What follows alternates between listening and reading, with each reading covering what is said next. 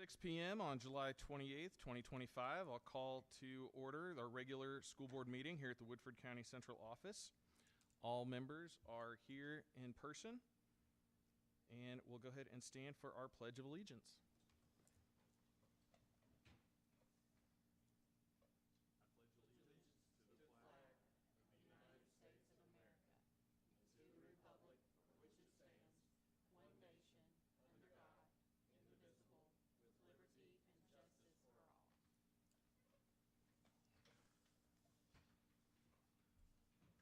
All right. We have do we have any proposed amendments to the agenda?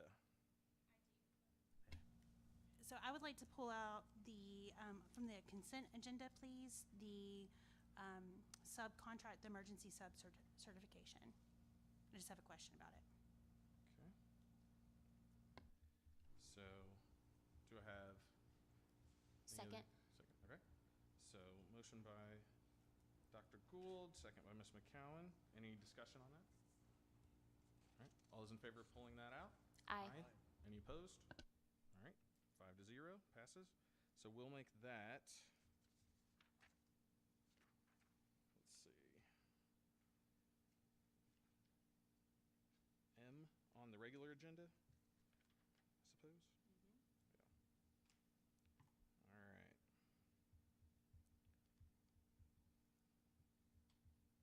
All right. Do we have any other proposed amendments to the agenda? All right, then we'll go to our superintendent's report. Thank you. Well, I would love to begin by introducing our new student board member representative. Her name is Miss Millie McKenty, and she is a member of the cross-country team as well as a lifeguard at Falling Springs, and she's been in charge of, you've been on the prom committee as well as fundraiser opportunities at the high school, and we're so excited to have you representing our student body. Thank you so much. Okay.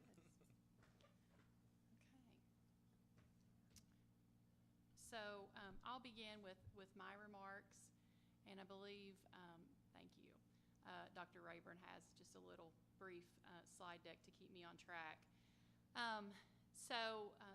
This month has been an incredible month.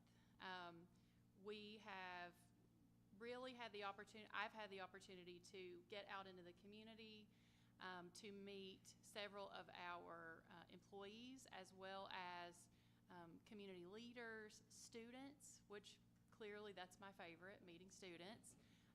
And so we're going to talk just briefly about that. Our goal, our aim, our phrase for this year is all voices are united in building the next generation of excellence in Woodford County. And I'll talk a little bit about that. So here are some of the key leader meetings that I've been involved with this month already. Our theme, going back to the statement about all voices are united around developing the next level of excellence in Woodford County. I'm calling that Unite the Hive, and HIVE stands for Harnessing Innovation, Vision, and Excellence. And so this month I've had the opportunity to meet with Judge Kay, Chief Young with Versailles Police Department, Emily Downey, several other business leaders, as well as civic organizations. I also had a personal meeting with our Commissioner of Education, Dr. Robbie Fletcher, last week, and I had a meeting with our Central Kentucky Education Cooperative Executive Director as well. Some of the community events and engagement that I've been able to participate in, as I said, my favorite opportunities are meeting students and families, and so we've had several HIVE events where I've been able to meet students and families, one being at the summer feeding program at Falling Springs. That was incredible. Several students with their families showed up for that event. We had popsicles, and we talked about what's happening this summer and what the school year is going to look like. And I did ask students to give me a little wave when they see me in the hallways. I also got to meet all of the students in our summer interventions program, and that was incredible. They talked to me about the goals they've set for themselves this summer and the hard work that they've engaged in to really meet those goals. So I'm really proud of our staff and our students in the summer program. We also got to participate in the Masonic Lodge honor ceremony and dinner in July, and several of our high school students were honored at that dinner as well. I've been able to conduct rounding sessions with our principals, our district central office administrators, you, our board members, and Millie, I will get to you soon. And then also families. And when I round with those individuals, I ask them 3 questions.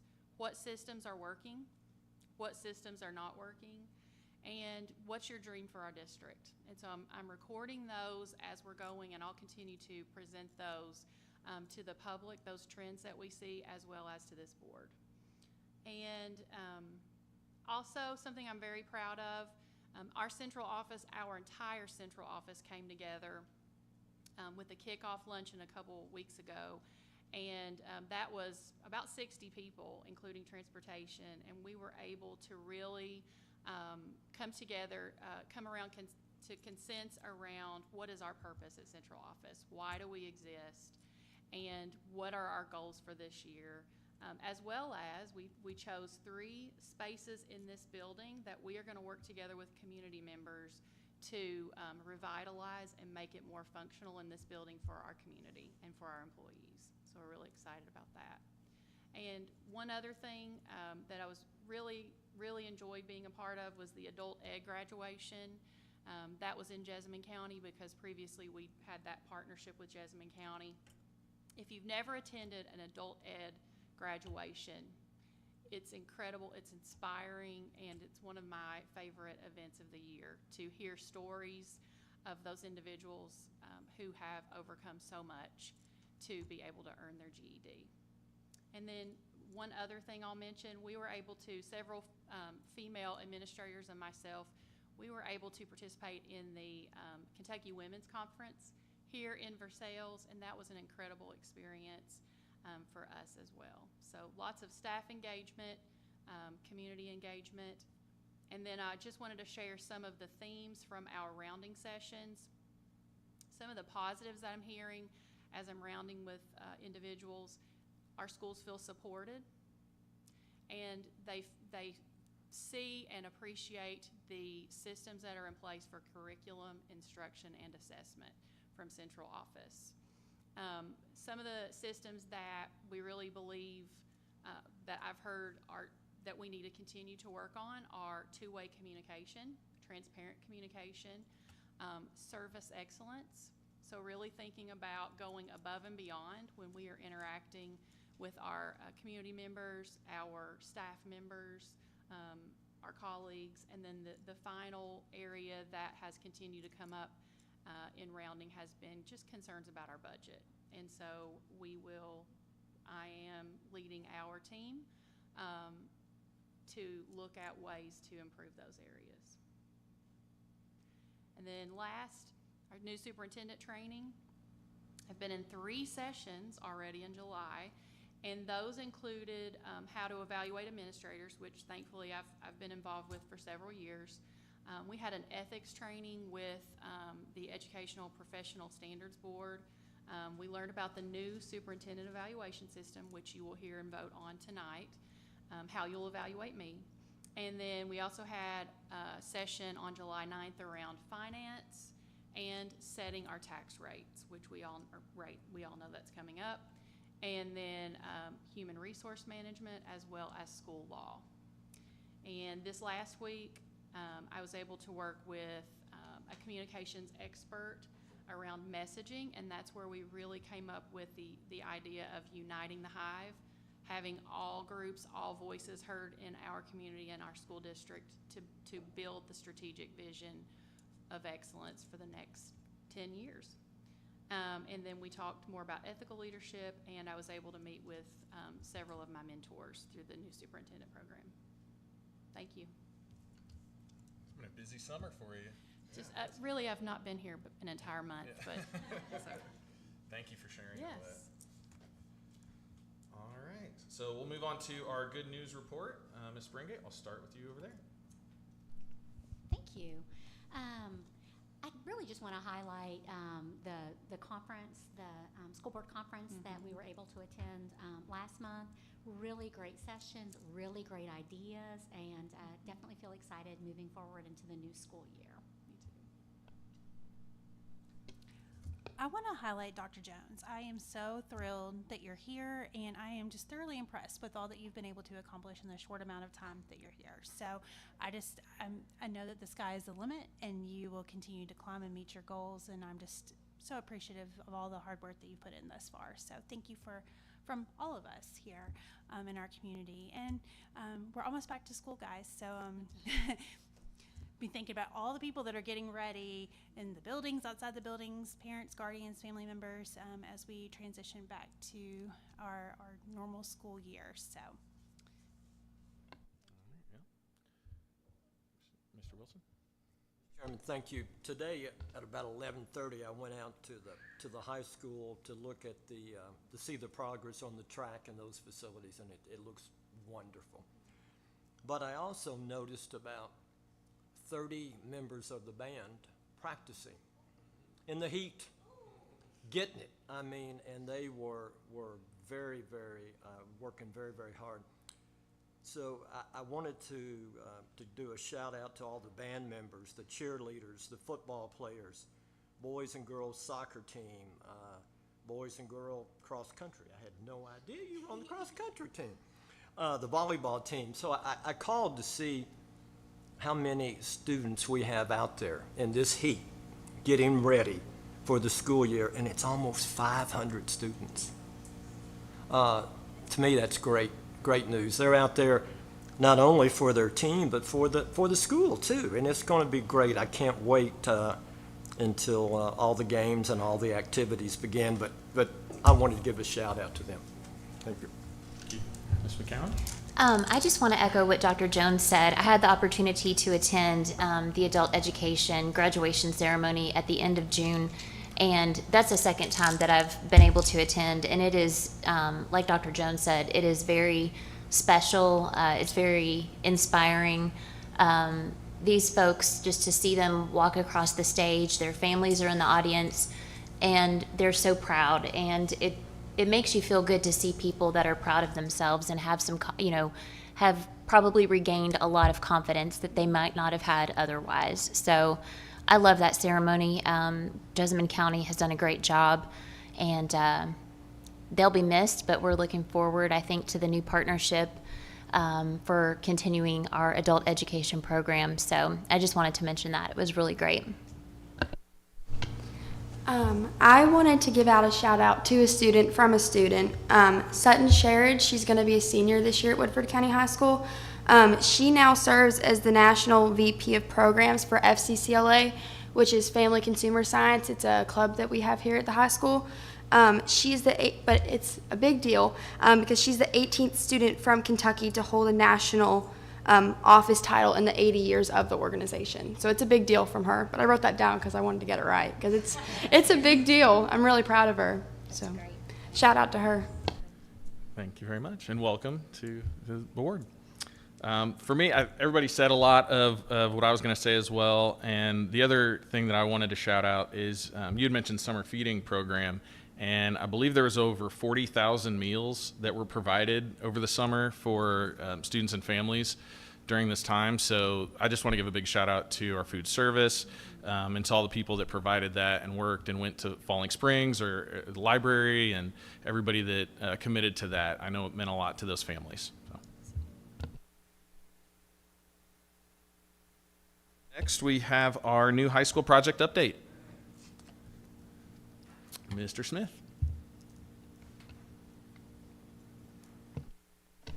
Well, good evening, everyone. Mr. Wilson, I appreciate the comment you made about the band. I was out over at the field most of the day, actually, with the video board and the sound system being installed and updated. And I had to keep ducking back into the air conditioning because I was about to literally melt down out there. And every time I would go out, the band was out in the parking lot practicing. So I have a great admiration for what they're doing out there as well, because I certainly couldn't take it. With that said, with the field and the grandstand and the concession area, we're hoping, if all goes according to plan, if we can get our fiber connected in the concession stand, that we should get a certificate of occupancy by the end of this week, and then that would allow students and different groups to be able to utilize that area, hopefully. So there is still just a little bit of cleanup. If you've been by there, you've seen they're still adding topsoil to dress the area up, and they hydro seeded actually over by the discus and the shot put areas today. So it's definitely looking up. The fencing still has to be installed, the perimeter fencing around the area, but we're getting really close to that. So hopefully we'll have the necessary documentation to be able to release that, to let folks start using it, by the end of the week, hopefully.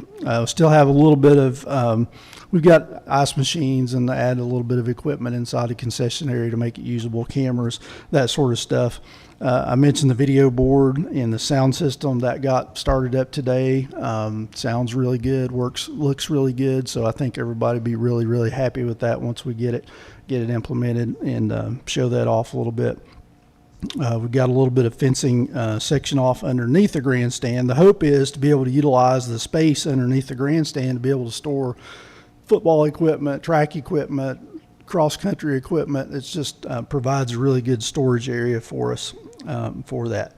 And then lastly, with the ag barn, the foundational stone has started going in. The materials for the barn itself are supposed to be shipped on August the 5th. So we're probably not going to meet the August 14th back to school to have that open.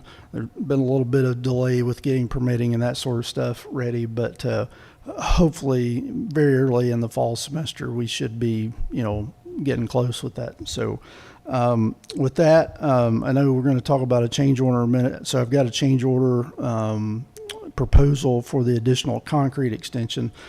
But as far as the high school itself, so we're getting really close to completing the punch list of the main primary building itself. We're still having just some slight issues with some of the HVAC controls. That's been a kind of a lingering ordeal that we're working with Trace Creek and the HVAC installers on. But outside of that, I think we're materially finished with that project overall. So with that, I'll take any questions you have about that project. I just had two questions, and you sort of answered the first one already. It was going to be, I was wondering if Trace Creek was still heavily involved like they were up to, really until Mr. Ratliff left. Yes. Just to make sure that they were holding our hand through the very end and making sure that we can hold vendors accountable and contractors just to get all of these things done. They're very active. Since Clay left, Mr. Grayson, who was the job superintendent under him, has really taken the key lead position.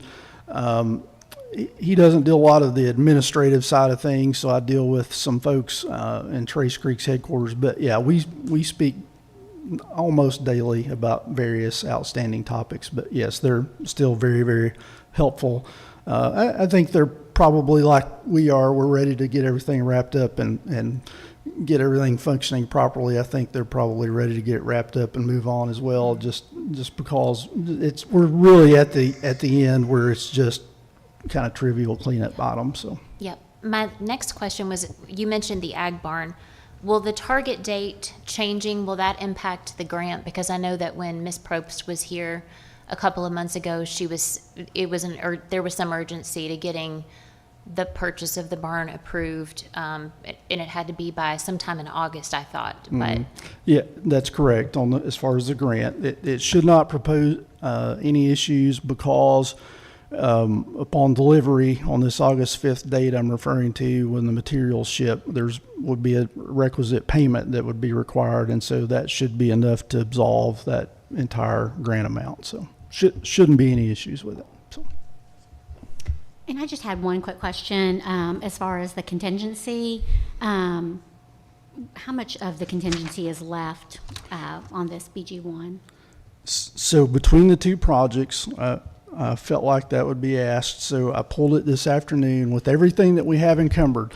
And from my understanding, we have everything so far with the ag barn encumbered, with all the things that we've discussed. The The few finite things that we don't have are just some minor fencing modifications that I've referenced. But other than that, it's 3.328329. So $3,328,329 is left as of now in both of those projects together. And as I mentioned before, after we get much closer to, I mean, we're close, but after we get to where I can clean up the BG ones with Trace Creek and get everything absolved, but that's the amount of money left in the projects. So And so is that money that's going to come back to us to go to the general fund, or is that money that's still encumbered that's going to all be spent? no, so that's as of today, that's what would be available. So if we closed everything right now, that's how much money that has to stay in restricted funds, because we sold those with bonds, right? So we can't, it doesn't go back to the general fund. It has to stay in those restricted funds, but it can be moved to future BG projects that we would have. So, Okay, thank you. yep. Any other questions?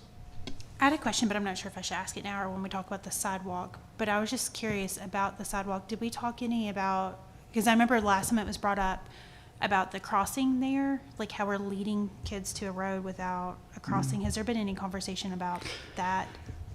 Well, no conversations other than I've just reflected on that. There's really nowhere for them to cross.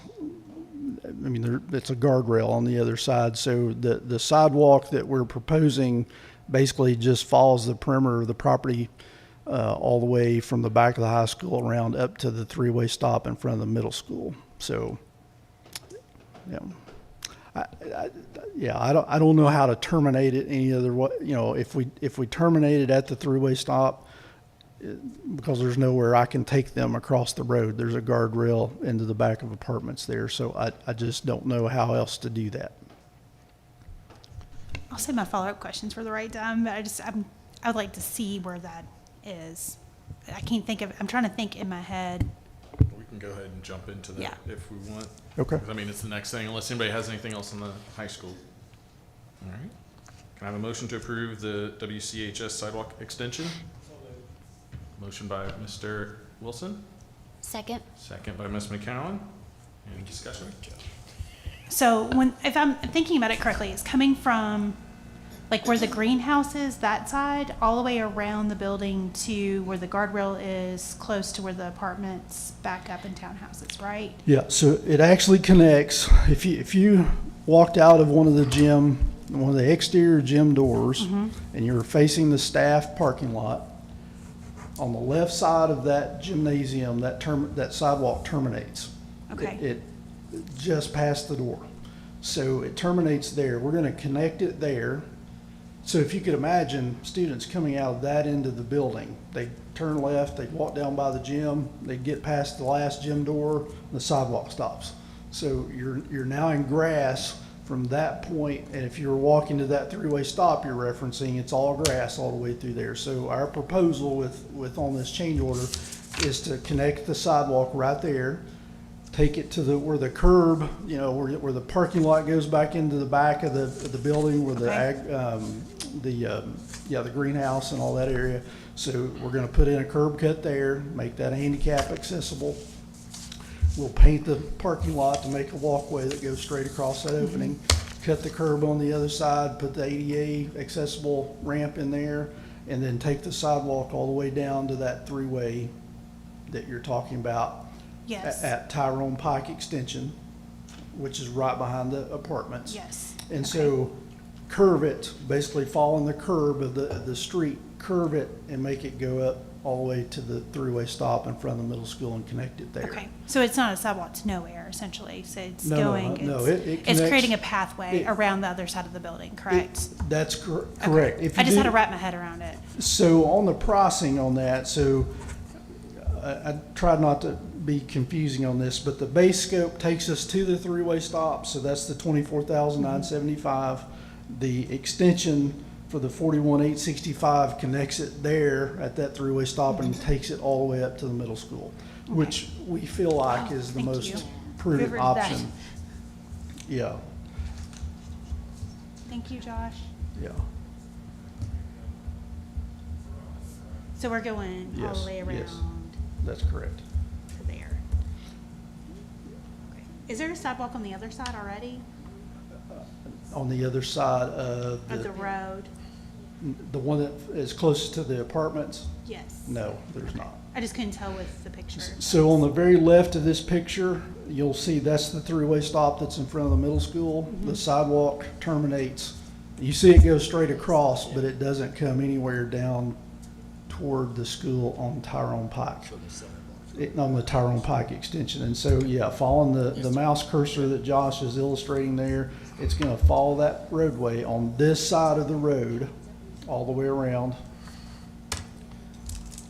And it'll come around that curve and follow it just like he's illustrating there.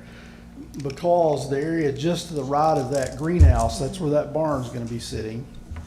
And there's a couple of trees there, and there's enough space for us to really fit that sidewalk in nicely between the tree and the street. And that keeps a really nice wide walkway through there for the traffic flow. Can I ask a question? Okay, so with the crosswalk there where you're leading it to, are you going to put a crossing guard there? Or are we going to motion to get a crossing guard there? Because with the high schoolers and the parents flying out of there, I mean, I've watched almost car wrecks happen there. And if we're gonna put students there, I mean, that's a liability for a student to get hit by a car. So that's a good question for the board to address. Our thought as we were talking about it, because one of the initial thoughts was to have the students cross the street and put the sidewalk on the right side of that. And because of that very, very prudent point, we decided that's not the best way to go. We did not want them crossing the street where the bulk of that traffic's going. This does keep people, because people are not supposed to be parking in that entryway to the back of the school, or that ag barn and the greenhouse. And you see there's cars, that's probably during construction, but people aren't supposed to be parking in there. There shouldn't be any traffic coming out of that, other than the traditional shipping stuff that would come in, or trash. And so the walkway across that shouldn't, if people are doing what the traffic flow is intended, but I think that's a point that should be discussed, so. Did you have something to add? I'm so glad you brought that up, and I'll add, because Mr. Wells cannot be here tonight, our assistant superintendent. We have been working, Chief Sutton and myself, and Mr. Wells, we've been working with Judge Kay and Chief Young on a plan for specifically for the traffic arrival and dismissal, and that is one of the key locations that we are placing a person to direct traffic there. And then last semester, back in the winter semester, so last January, they sent out a video of the traffic. Well, are you all going to send it out again in email to new parents coming in? Yes, we are. Just because I know now I'm a student driver, so maybe I'm not the most careful driver in the world, but being in that parking lot, parents, even with the video that was sent back in January, parents still drop off in the student parking lot, and it causes problems. So I think maybe the reminder would help. You are going to run the world someday, I'll just tell you, and I love it. Thank you. But everything you just brought up are exactly the points that we've talked about, and that's why we have to have someone there at all times, like during dismissal and arrival. We have to have someone placed there, and so that's why we already have plans to be able to address that with our SROs, Versailles Police Department, as well as some other solutions for the future. So, yes. I echo Dr. Jones. I appreciate you being an advocate and speaking up so much, because you are the student voice, so keep on doing that. I do have a question, two questions. One, is our signs labeled student parking and staff parking? Because I don't know that I've ever noticed that, because I get confused even driving through there, like which parking lot am I in, and they don't connect, which I'm sure there was some intentionality in that. But I don't remember seeing it, but I could have just driven by and not seen it. So there are the big yellow Yes, directional I've seen those signage. signs, yes. Well, so that's the only signage that is there, but that is what directs students, staff, But I don't Well- think it says explicitly staff parking and student parking, which I think when you think about those videos, if they're saying go through the student parking lot, if those signs don't read staff or student, it may not necessarily be clear, but that might be a new Yeah, point. I think they do. I think we delineated that pretty clearly. I'll double check signs, and I'll run yeah. back through there, but I just don't remember seeing it. Yeah. Okay, so my question is, if that's drop off, correct, that's where kids get dropped off, students get dropped off. Do they have capacity, will that encourage parents to let their kids out sooner? Or like, will that cause any congestion problems with kids coming and going and leaving the area that's designated for pickup? Because now they have a sidewalk to walk down and maybe even go down and pick up, you know, parents trying to, because I've seen parents sitting in the church parking lot and some other places to try to avoid kind of the congestion. So will that facilitate additional traffic in those areas, foot traffic, by us putting a sidewalk in? What is the liability of that, I guess, is my question. On the flip side of that, I do know that I've seen people out walking on the extension, just, you know, without school being in session, just kids walking about in the middle of the road. So I know that a sidewalk is also needed for that reason. So just kind of to address that, I just don't want anybody to get hurt. No, I totally agree, and I think we all can agree with that. I think the premise of adding the sidewalk, obviously, we can't stop, because what you're talking about is what's been happening already. And so hopefully the idea is adding the sidewalk at least gets them out of the middle of the street. We've provided a walking path for them to follow. Yeah, I mean, I think we've still got to do some more work in that regard with the traffic and the student drop-off and that sort of thing out there, so. And I want to say thank you to Dr. Jones for facilitating that conversation, because I've been asking for traffic direction since I came on the board from the middle school. And I know we've had that conversation too, so I'm hoping that that continues to move forward with Chief It's very important. Sutton. We have to all work together. Chief Young. For sure. Any other questions about the sidewalk or comments? All right, all those in favor? Aye. Any opposed? Motion passes 5-0. Next, we have our curriculum and instruction update. Mr. Asher. So really big week for us, and all departments for that matter, as we prep for the upcoming year, obviously. Today we had a great event. We called it our Leadership Summit, our first go at this. We focused on that portrait there behind you and how that is the foundational tool for all of our work. We had 60 plus leaders in the room over at the library at the high school. That included obviously your administrators, but beyond that, FRCs, counselors, social workers, teachers, and really just went back. We rewound to the origin of the portrait and then how that's led up to the path. So really excited about the groundwork we laid there. The next 2 days we go on to our retreat, and so that involves our administrators. And from there it's more nuts and bolts and get more specific and intentional about the opening of the school year. Our summer programs have concluded. The elementary program just concluded last week. And obviously we focused on academic skills and deficits, but beyond that, they also tuned into the community engagement piece. So kind of as a hook or a lure, whatever you want to put it, always have a trip at the end, a field trip of some sort of activity at the end of each month, June and July. So in July, they went to different horse farms throughout the community. So there was actually an article in Blood Horse, if you're familiar with that, and I'll just read one little phrase here. It says, "This immersive educational initiative provided students with unparalleled hands-on experiences, fostering a deeper connection to the horse, land, and people that define the bluegrass." So pretty cool experience, and I'm going to let you see a video in just a moment. Don't have all the data back from that, but Ms. Tracy will be up here next month, be able to report on that, not only attendance, but some gains that were made. And the video that you're going to see is from this is from Gainsborough Farm, yes, Gainsborough, but also Airdrie, Lanes End, Pin Oak Stud, and Resolute Racing. So shout out to all of them for supporting our students. So just a brief video here, Josh, if you hit play.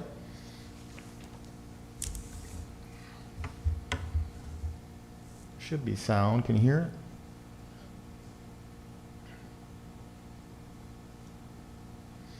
It just has some background music, so you'll get the visual here.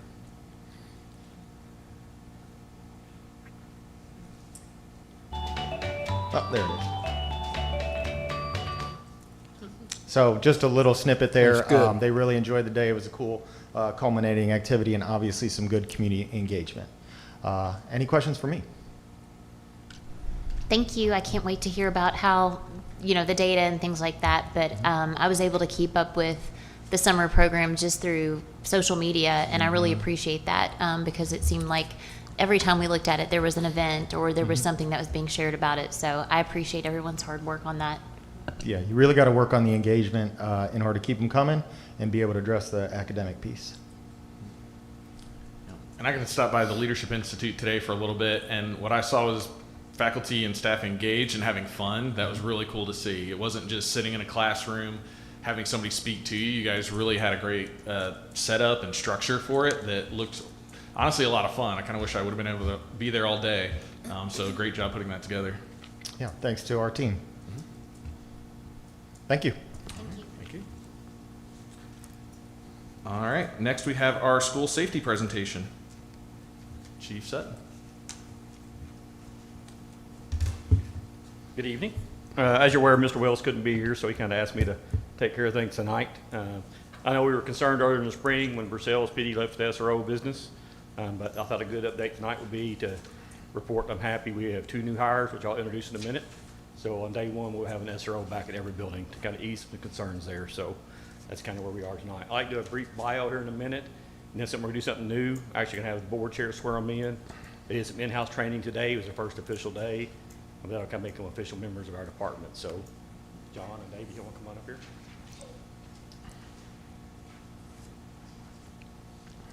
John can come up first here. So I kind of have the top of my list here. This officer will be Officer John Carmichael. He comes to us with about 27 years experience, including, he'll be at the middle school, by the way. He has 20 years with Lexington Police, 5 years with Fayette County Sheriff, and 2 years with Versailles PD, and he's also a U.S. Navy veteran. And again, he'll be at Woodford County Middle School. David, come on up. This is David Clark. He would be our officer at Safe Harbor. To kind of update on that, Officer Fortney decided he wanted to be part of the high school team, so he applied internally and we moved in there for us. So Officer Clark will be moving to Safe Harbor to fill that position.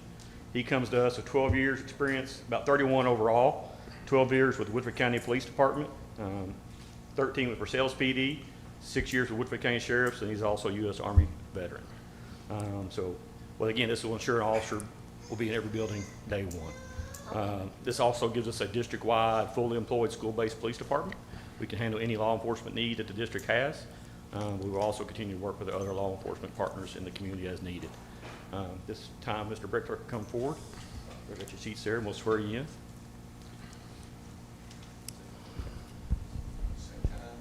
Same time. So if you raise your right hand, and I'll say I, and then state your name. I do solemnly swear that I will support the Constitution of the United States of America. Do solemnly swear that I will support the Constitution of the United States of America and the Constitution of this Commonwealth. and the Constitution of this Commonwealth, And be faithful and true to the Commonwealth of Kentucky. and be faithful and true to the Commonwealth of Kentucky, And that I will faithfully execute, that I will faithfully execute, to the best of my ability, to the best of my ability, the office of Police Officer for Woodford County Public Schools, the office of police officer for Woodford County Public Schools, according to law. according to law, And I do further solemnly swear that since the adoption of this present Constitution, and I do further solemnly swear that since the adoption of this present Constitution, I have not fought a duel with deadly weapons within this state, I have not fought a duel with deadly weapons within this state, nor out of it, nor out of it, nor have I accepted a challenge to fight a duel with deadly weapons, nor have I accepted a challenge to fight a duel with deadly weapons, nor have I acted as second in carrying a challenge, nor have I acted as second in carrying a challenge, nor aided or assisted any person thus offending. nor aided or assisted any person thus offending, So help me God. so help me God. I further solemnly swear I further solemnly swear that I will endeavor to the best of my ability that I will endeavor to the best of my ability to detect and prosecute all gamblers to detect and prosecute all gamblers and others violating the laws against gaming. and others violating the laws against gaming.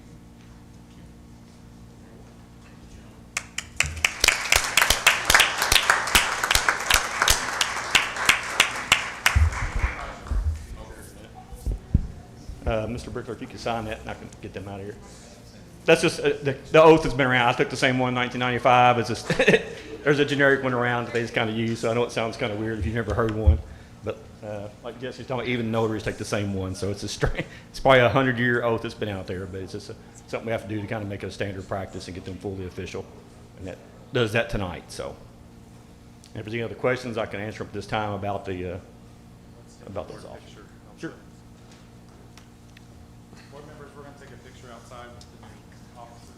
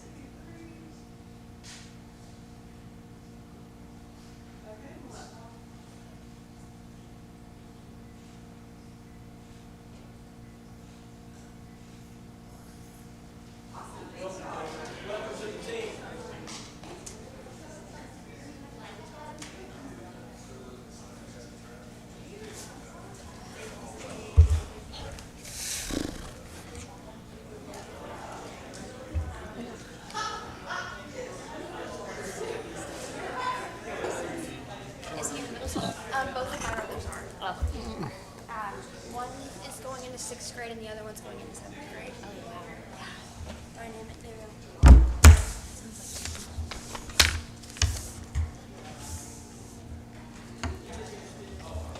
Any questions for me as far as that process, or? I don't have a question. I have a comment. Sure. Thank you very, very much Glad to do so. for all your hard I know work. it eases some. Yeah, I know that these changes were unexpected, and thank you for your hard work to get Like us. I said, we're bringing in 58 years of experience, so I think it's a good thing Good. to have. Thank you. Thank you so much. And for those of you who don't know, school board members also have to get sworn in and agree that we have not been in any duels or a second as well. So that's a I standard. haven't done any gambling thing. I haven't done that yet. I feel like we should take that. Yeah. All right. I don't think we need that. The next one is item G. Mr. Chairman, I move the board approve designated option number 3 to change the existing boundary lines for the Woodford County Board of Education members to those shown in option number 3 to make the divisions as equal in population and containing integral voting precincts as practical pursuant to KRS 160.210. All right, we have a motion by Mr. Wilson. I'll second it and open it up for discussion. And this is related to the voting districts for school board members. I know we discussed this a little bit at the last meeting, but just to clarify, no existing board member will be shifted from the district that they're in.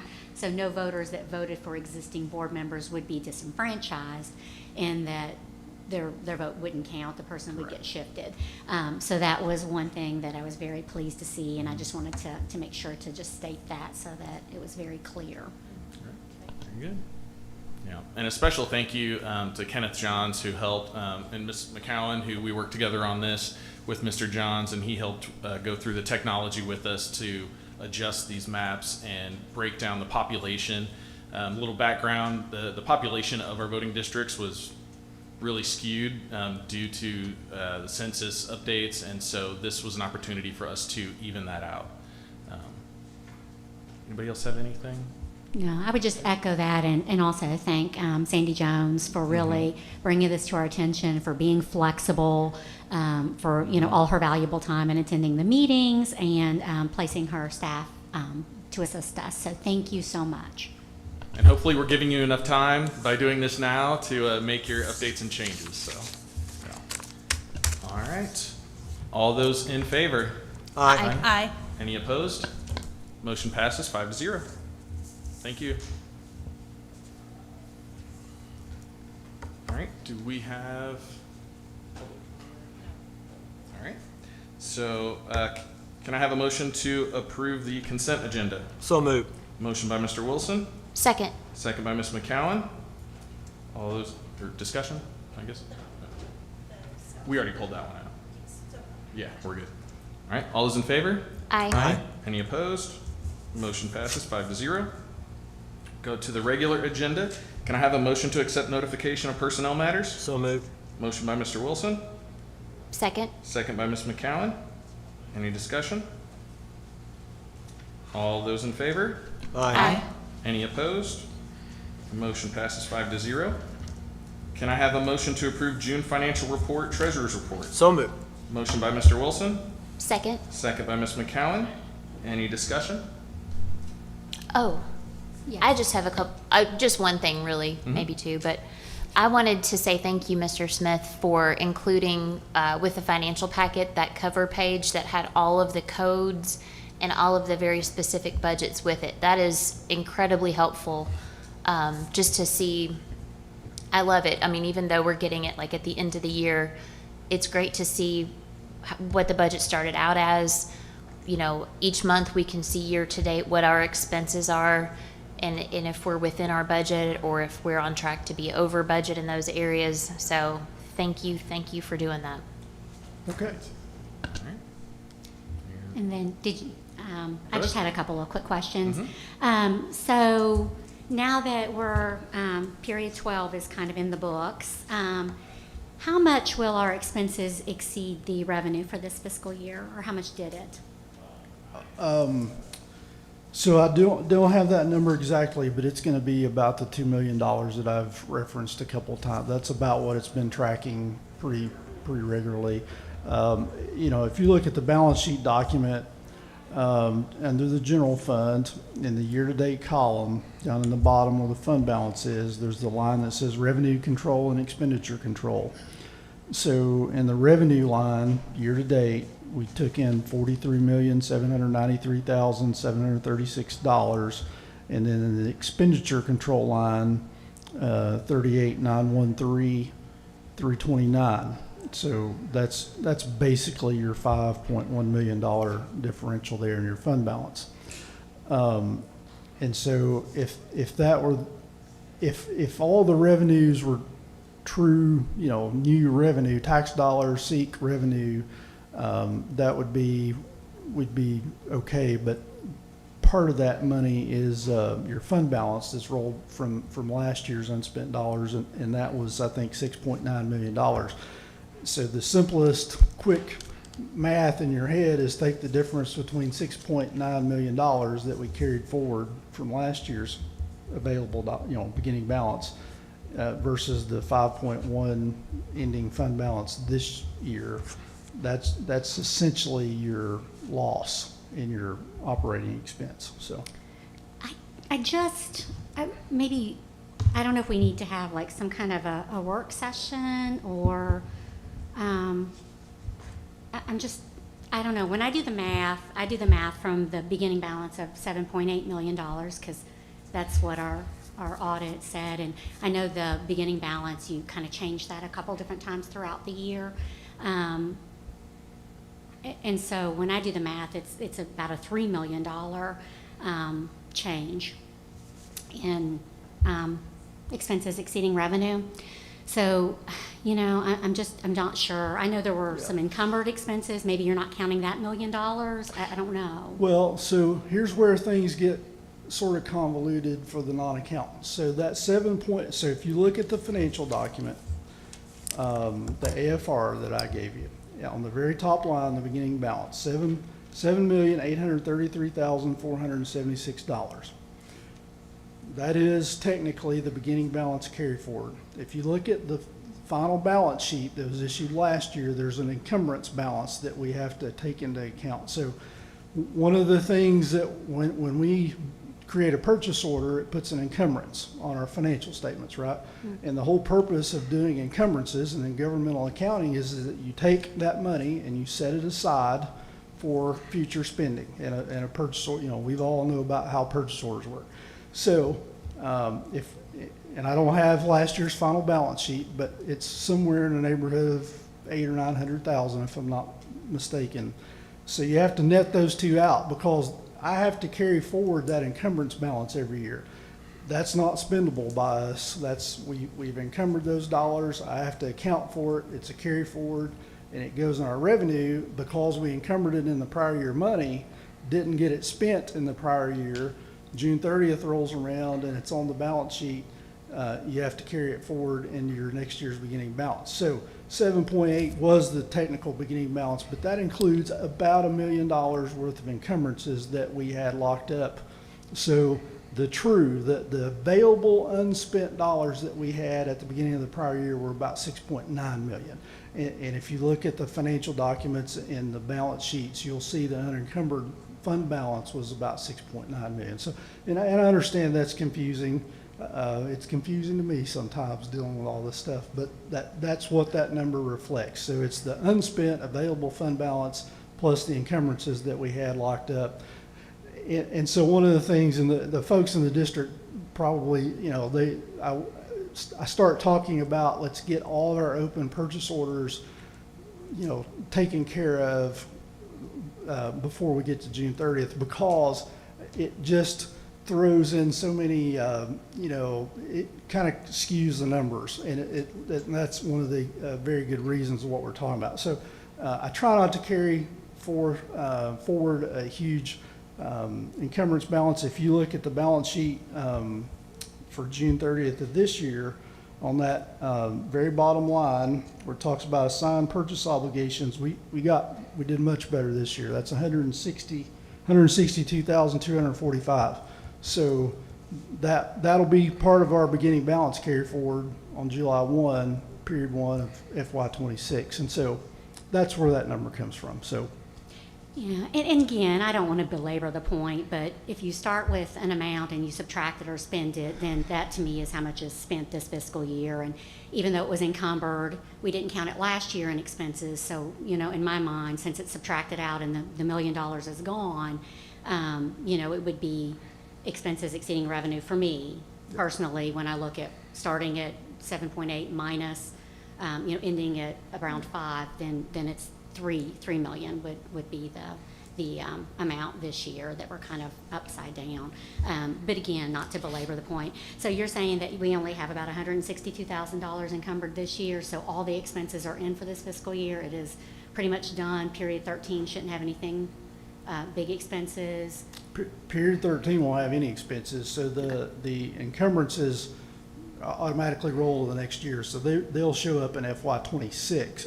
FY26. So it'd be period 1, July 1. Right, those expenses. Yeah. Still, I would count that in my mind as expenses for this year that we've that expended. We haven't written the check, but we've expended that's the right. money. Okay. The checks that would be written on that 162,000 will be in FY26. Gotcha. And so,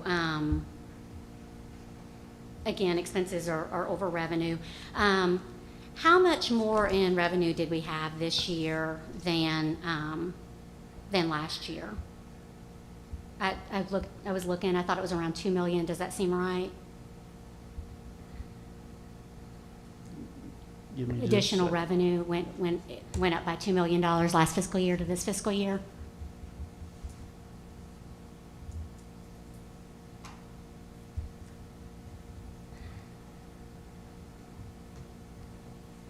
Okay, so if you look at the total receipt line, the receipts are the tax dollars, the SEEK dollars. It doesn't include that carry forward.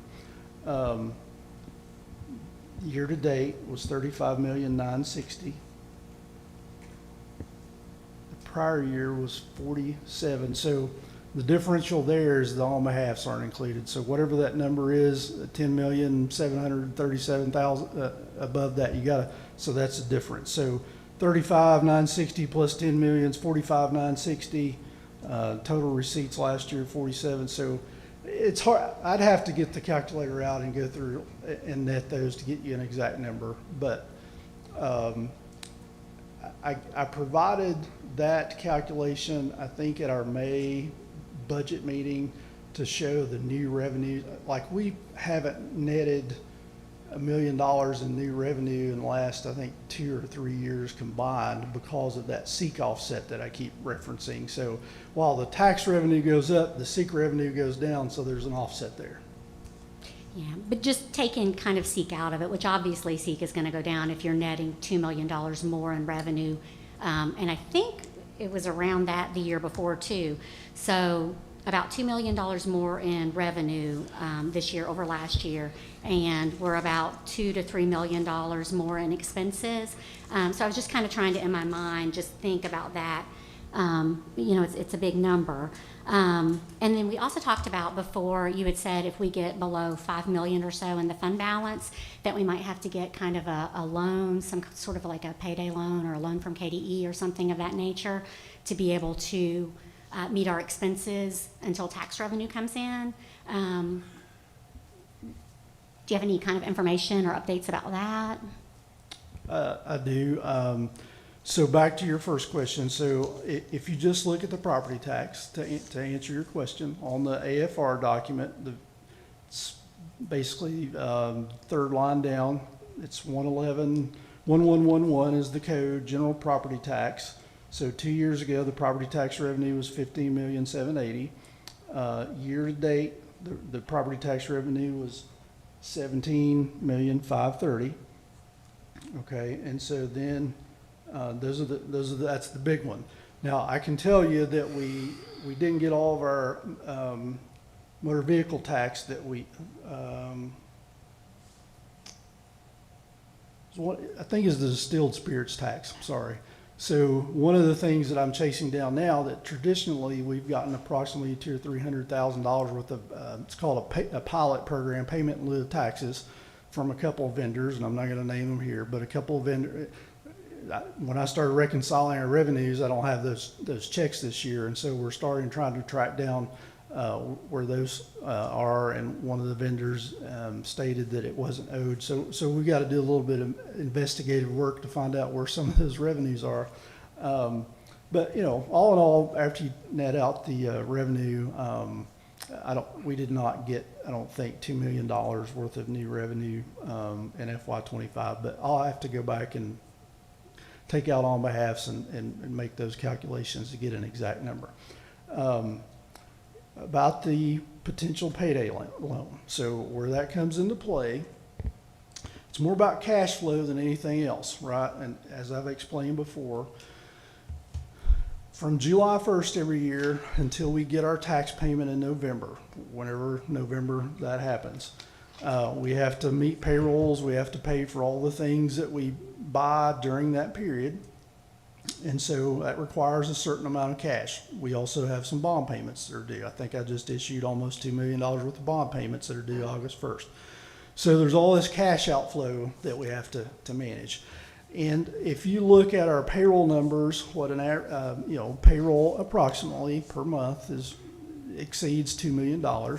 And so, thinking about our ending balance, if our ending balance represents how much cash we have in the bank approximately, and we get below $6 million, we start getting close by the time, if you count your fingers and count $2 million in payroll it doesn't start in July necessarily, but August when the teachers return. So August, September, October, so that's $6 million in and of itself if we don't do anything else. Plus make $2 million worth of bond payments. Now, we do get other monies. We get a little bit of SEEK money. They pay those things out monthly, so we get a little bit of monthly. We get some of the other revenues monthly, so it's not a total that we don't get anything from July 1 until November, but it's greatly diminished until we get approximately a $20 million check in November. So hopefully that makes sense, but my concern is that now our ending fund balance is getting 5 million, 5.1 million, and we got these cash requirements that we got to have up through November until we get that $20 million check, that we could potentially get to a point where we don't have enough cash in the bank to cover the payroll outflow. I don't think we're there yet, but I think, we've got to get some things adjusted from the things that I've talked about for the last year and a half with the revenues and the expenditures, or that might be potential. A conversation that we may have to potentially have is to do some kind of loan. It's not uncommon. I hear of districts doing it all the time that aren't able to carry a large enough contingency balance at the end of every year that they've got to make it until they get their property tax checks in November. So it's not uncommon. It wouldn't be the end of the world, but that might be something we have to address at some point. And then, Dr. Jones, just for you, will you just let us know if, we're getting to the point where we might need to have some discussions or be informed or just have a work session in and around budget kinds of things? I think that we are planning to have a work session in August around those details. Yeah. Once we Thank you. get the Yeah. SEEK numbers, I think is what we're Yes. waiting on. Yes. So that we have a Yeah. little bit more information and detail to discuss at a work meeting. So yeah, that is planned as soon as. Do you know about when we would get those SEEK numbers? So it should be relatively soon. Okay. The triggering mechanism is the submission of the AFR there. So that was submitted last Tuesday. So it's usually probably 15 to 20 days on average. So, Okay. So yeah. Mr. Chairman, can I ask a question, please? Yes. Let's just take all the confusion and calculators and encumbrances, take all that out. I thought I heard you made the statement that at the end of the year, our expenses are $2 million more than our revenue. I thought that's what you said.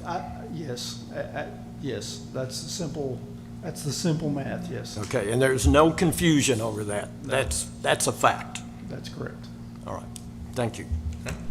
And then, Mr. Wilson, just to be clear, we also wrote an additional $1 million check out of this fiscal year and for expenses that they carried forward, didn't pay last fiscal year. So the total of expenses this year was $3 million more than revenue. And again, I understand that $1 million we didn't count as last year's expenses, but we have to count it this year's expenses if we didn't count it last year's expenses, right? Yeah, And we wrote the check, but so. it's still unsustainable. Right. No, I agree. Can I ask a follow-up question? When do our barrel tax dollars run out? What year is that? And are they like tapering them off, or is that just a straight, no, you're done? I believe 28 is when those start tapering off. Okay. So we have those for at least a couple of Yeah, years. Yeah, Okay. it's definitely a tapering, not a hard Okay. line. It's not a cliff. Yeah, Okay. yeah, and I think it's really more about you just don't get any additional dollars. If new barrels were to come into play, you don't get that additional taxes, so. So when we build our new distillery here over by Kroger, we're not going to get any revenue from those barrel houses that will be there. Is that correct? Because they're kind of implied on the Well, other side of it, right? I think if it comes before 28, there's a chance we can get some of that. Okay. I think 28, if I remember correctly, is the, sort of the sunset Okay. provision there. That's when things start changing, so. Thank you. And I just have one thing, one comment to make as we kind of wrap up financial discussions and continue to make that a priority as we do our strategic planning and everything is, and this is just speaking for me, I think Mr. Smith has done everything that he has been told to do. I think that the reason that we find ourselves in this situation is in no way Mr. Smith's fault. I think we had a previous administration that thought we had a blank checkbook and that it was full of money and could spend. That's why we find ourselves in this situation. And Mr. Smith is doing what he's told to do, what he's directed to do, and I just want to go on record saying that that's what I believe. Thank you. All right. Anybody else? All right. Thank you. All those in favor? Aye. Aye. Any opposed? Motion passes 5-0. Can I have a motion to accept notification of payment of bills? So moved. Motion by Mr. Wilson, Second. second by Ms. McCowan. Can I just ask one quick question? Sorry, Mr. Smith. Just one quick question. On the payment of bills this month, I know in the past we've had an issue where bills weren't paid, in the month that they were received. And sometimes we would have bills that, we had almost $1 million that wasn't paid the same fiscal year. No, It was the next fiscal year. No, that is not what that represents. I'm unaware of any problems that we have with not paying our bills in the month that they're received. Okay, so all the bills for this month. In the past, I've just looked at the bills and I've seen we had an event on a certain thing and then it wouldn't show up for 6, 8, 10 months later. And so that's why I've had an issue. And it's been noted in the audit, there were some issues with the bills. And so that's why I have not wanted to vote yes on accepting payment of the bills. So I just want to clarify before we vote. So all of the bills that have been received are paid within what time frame? We pay the bills as we receive them, weekly. And so there are reasons that you don't pay bills once they're received. I just want to add light there that if you order items or purchase things that until you receive those items, you don't pay them regardless of when the invoice and the invoice date is incurred. So that's, and I'm pretty stickler about that because that's a poor use of our funds to pay for things that we haven't received yet. So I that would be the only reason I would think of that we would have an invoice on hand that we haven't paid it. And I'm unaware of any audit issues reflecting that or any other, like I don't get any late payment notices about things that, other than what I'm describing. So I'm not sure what Thank you we'd for be that referencing clarification. there. And obviously there's an invoicing, so there may have been an event or something, but we didn't get invoiced until well after that event occurred, so that could be part of it. Well, thank you for that clarification. I just wanted to check and make sure before we voted for anything. And then the other question I had just about the payment of bills, can we email you if we have questions about certain, like what is this bill for? Like I always wonder sometimes when I see, like large amounts for certain vendors for like food or different things like that. I always kind of wonder about those. So it's okay to email and just check on that? It's absolutely okay to email me. Okay, thank you. Yep. All right. I think we encourage everybody to email Mr. Smith when they have questions.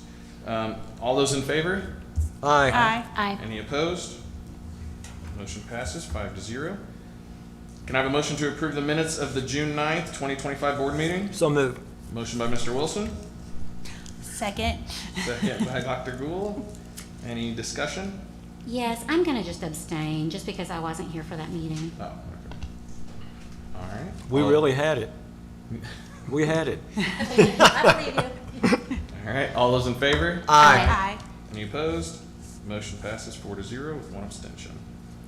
Can I have a motion to approve shortened school day, school week? So moved.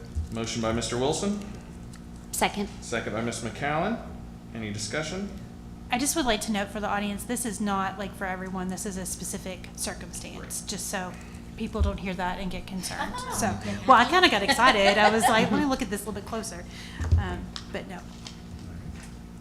All those in favor? Aye. Any opposed? Motion passes 5-0. Can I have a motion to approve the written meal charge policy second reading? So moved. Motion by Mr. Wilson, Second. second by Ms. McCowan. Discussion? Do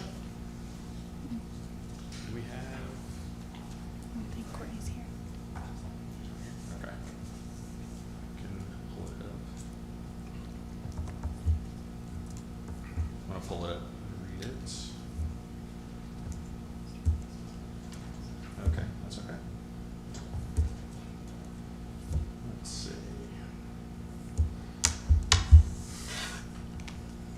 I will read the updated version 07.1 charges. All parents shall be provided the written meal charge policy at the beginning of each school year or upon enrollment in the district for students transferring in mid-year. In addition, parents shall be advised of the available payment systems and meal prices. The written meal charge policy shall be distributed to all school-level staff, including school nutrition employees involved in policy enforcement. No student will be denied a regular reimbursable meal due to insufficient funds. All students will receive the same meal regardless of their payment status. Students will be allowed 10 school days to accrue a negative balance on their meal account. Parents or guardians will receive Parent Square notifications via email, phone call, and text when balances are negative. The district will offer flexible payment options, including online payments, payment plans, and assistance applying for free or reduced price meals. School staff will work proactively with families to address the underlying cause of unpaid meal charges. This may include providing information about the free and reduced price meal program, connecting families with community resources that can provide financial assistance. The district will explore options for covering unpaid meal charges, such as seeking grants, accepting donations, or allocating district funds. The district will make reasonable efforts to collect unpaid meal charges, but the primary focus will be ensuring students have access to nutritious meals. Debt collection efforts will be conducted respectfully and discreetly in accordance with applicable laws and regulations. All right. Any discussion on that? All right. All those in favor? Aye. Aye. Any opposed? Motion passes 5-0. Can I have a motion to approve special education policy and procedure update? So Second moved. reading. Motion by Mr. Wilson, Second. second by Ms. McCowan. Grab this one too. Oh, does he already have it up? No.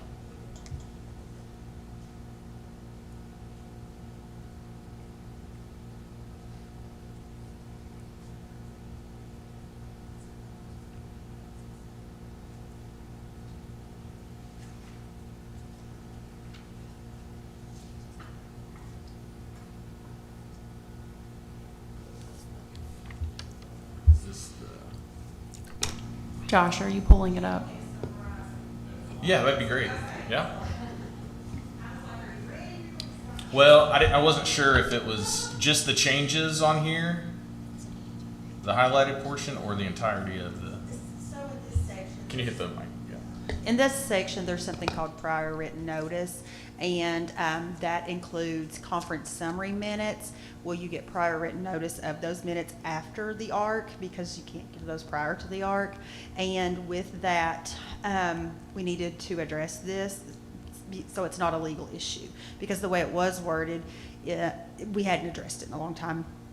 And it made it read like they were to get something prior to that conference summary, but you can't have that unless you hold the ARC meeting. So there's a lot of verbiage that goes into it, but that is what it essentially comes down to.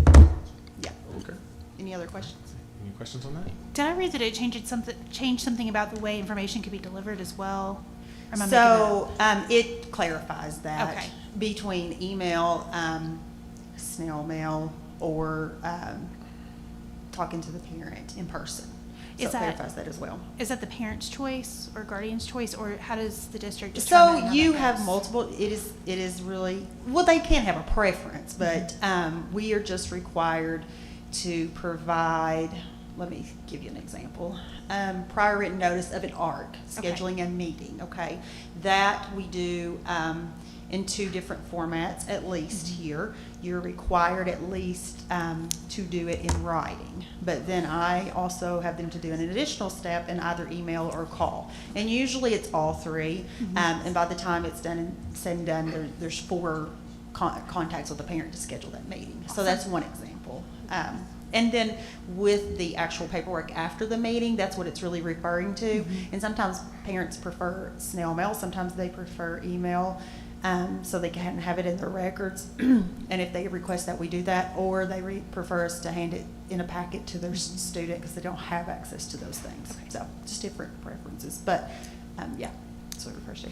Does it require, and sorry, higher ed minded and FERPA and all the things, right? It's okay. So if you email it to the parent, is there some sort of notification or release that they have to sign off on to be able to have that electronic communication? There is not, Okay. because it's an internal, from our Okay. system to their direct email that they have linked in Infinite Campus. Okay. So if they request it, then that's what we do through that email. We don't get any other random email, we do not. Awesome. Thank you so much. Yep, you're welcome.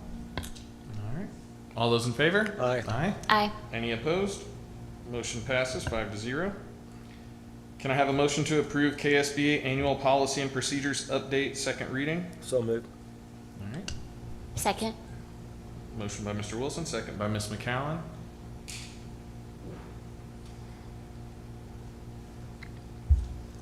Dr. Rayburn's heading up this way.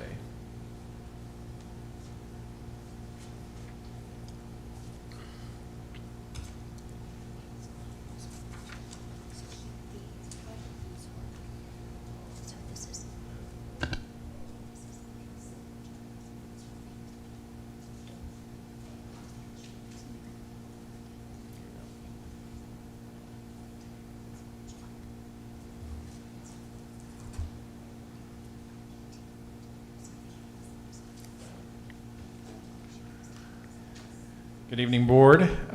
Today we are reading our second reading of our policy updates that are presented to us from the Kentucky School Board Association. We have already approved the main one, which was the traceable communication. That one's already in effect, and we've already passed that one with the comma. That was not ours, but that we did make that notation. And so tonight's policies that you're going to see are quite long, as they always are. And so I'm going to give you some highlights, just so you are aware of those highlights. So one of the main ones that we have on our to-do list this year is that every school day is required to start with a moment of silence. The moment of silence is to be 1 minute long, no longer than 2 minutes, cannot be interrupted by a teacher or anybody else. It has to be complete silence from the beginning of it has to happen right at the very beginning of the day, and happens after the Pledge of Allegiance or whenever, but it has to happen at the beginning of the day. So that is the one that is going to be implemented at the very beginning of the school day. The other one that we have. Can I ask a quick question? Yep. What is the moment of silence for? It's required by law that Oh, it's meant for. Oh, okay. Yeah, it's I meant was for like- time of I was like, reflection. and- Reflection, Yeah. yeah. time for Oh, okay. reflection, yeah. I thought it was just a random Oh, moment no, of no. silence to honor something. I No, was no, like, no. oh, okay. Yeah, it's however the student wants to partake in that moment of silence, they're just not allowed to talk for that whole minute. Okay, thank you. And it cannot exceed 2 minutes of time. The other one that is on here is the fact that, and we already implement this, the requirement that students are no longer allowed to use their cell phones during the day unless the teacher has given them explicit instruction to allow that. So both our middle school and high school students already have that in place, where we do not allow, the middle school has to place them in their lockers, the high school has the lockers. That is during instruction time, and that instruction, if it is pertaining to the actual instruction for the class, the teacher can allow it to happen. The other thing is we are no longer allowed to allow for social media to occur on any school device that a student accesses. So in the past, we allowed social media to happen after the hours of 3:30 when the school day was over. Now we're no longer allowed to access that at all, again, unless the teacher has given permission to allow that. There are some curriculum updates that are there, but they're not major ones. You will notice that there is a civics requirement, which I believe, is he still in here? I believe we already take care of that one, so we don't have to worry about that. The other one that we have to update or to note is we have to have a policy in place, which the high school already does, related to the placement of advanced placement courses and offerings, and have policies in place for that, which we have. We just have to make sure that they are meeting the correct wordage for the policy. There is one related to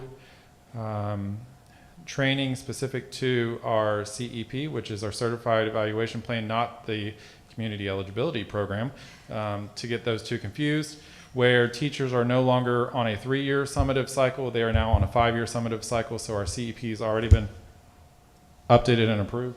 Right, Susan? Yeah, so we have already updated that one to reflect that. a 5-year rotation instead of a 3-year rotation for tenured staff members. Also, the Safe Schools training has now allowed us to limit or reduce the amount for certified staff members of the amount of requirements that we're supposed to give to a 4-year cycle. So we don't have to have all those safe school trainings that are required every year. You get it the first year, and then every 4 years there's a rotation that you have to go through to get all those trainings. There are some that are required every year, like suicide prevention training and some other ones, but the bloodborne pathogens and all that stuff, like we don't have to do that on a regular basis. There are some related to the medical one, and I don't know where we ended on that one. Dr. Jones, do you remember?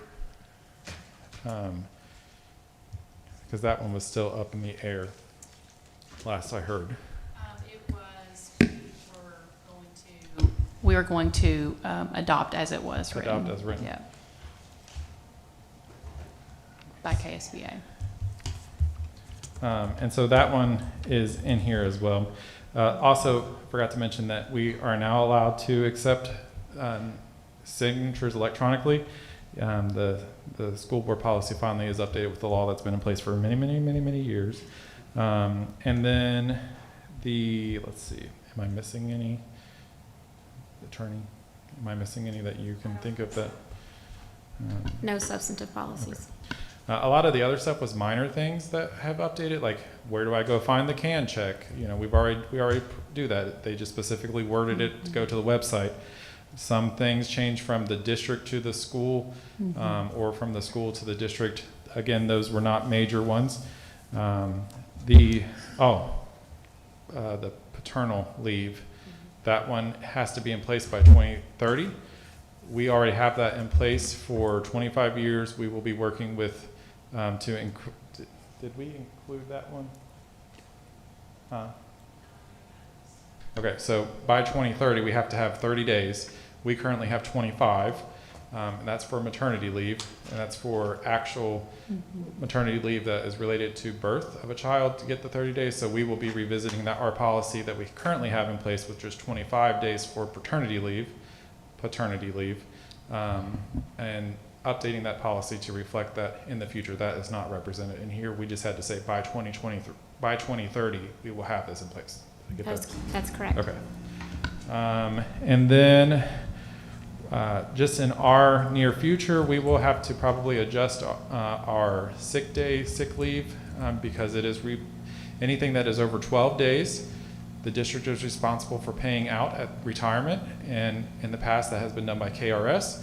Now the district is going to take on that after the 12 days. So for your reference, a few years ago we rolled in our emergency days into sick days, so everybody has more than the 12 days, I believe. So like you can see on the screen here, the sick leave policy is 13, 14, 15, depending on the day. And so we will have to revisit that probably next year, but as written this year. So if somebody was to retire, we would have to incur that 1 day, 2 day, or 3 day cost at retirement for June 30th. Let's see. Let me just go through here. We talked about that one.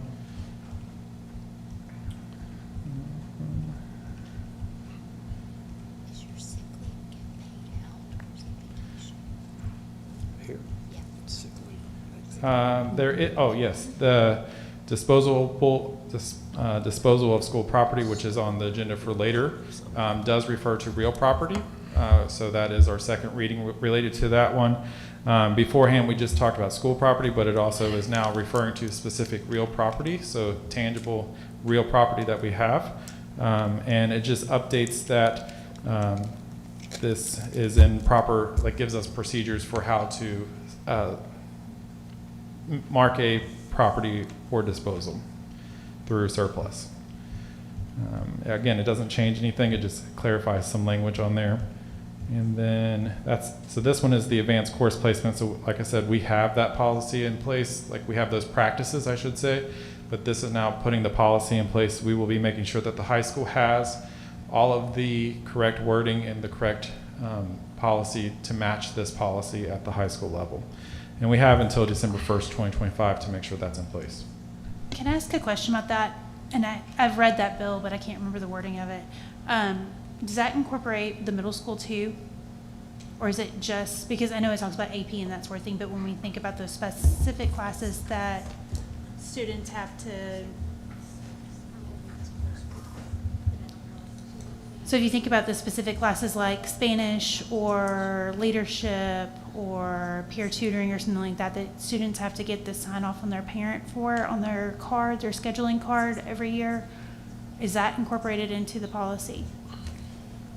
If it is related to, I have not, I'll be honest with you, Mr. Asher stepped out, but it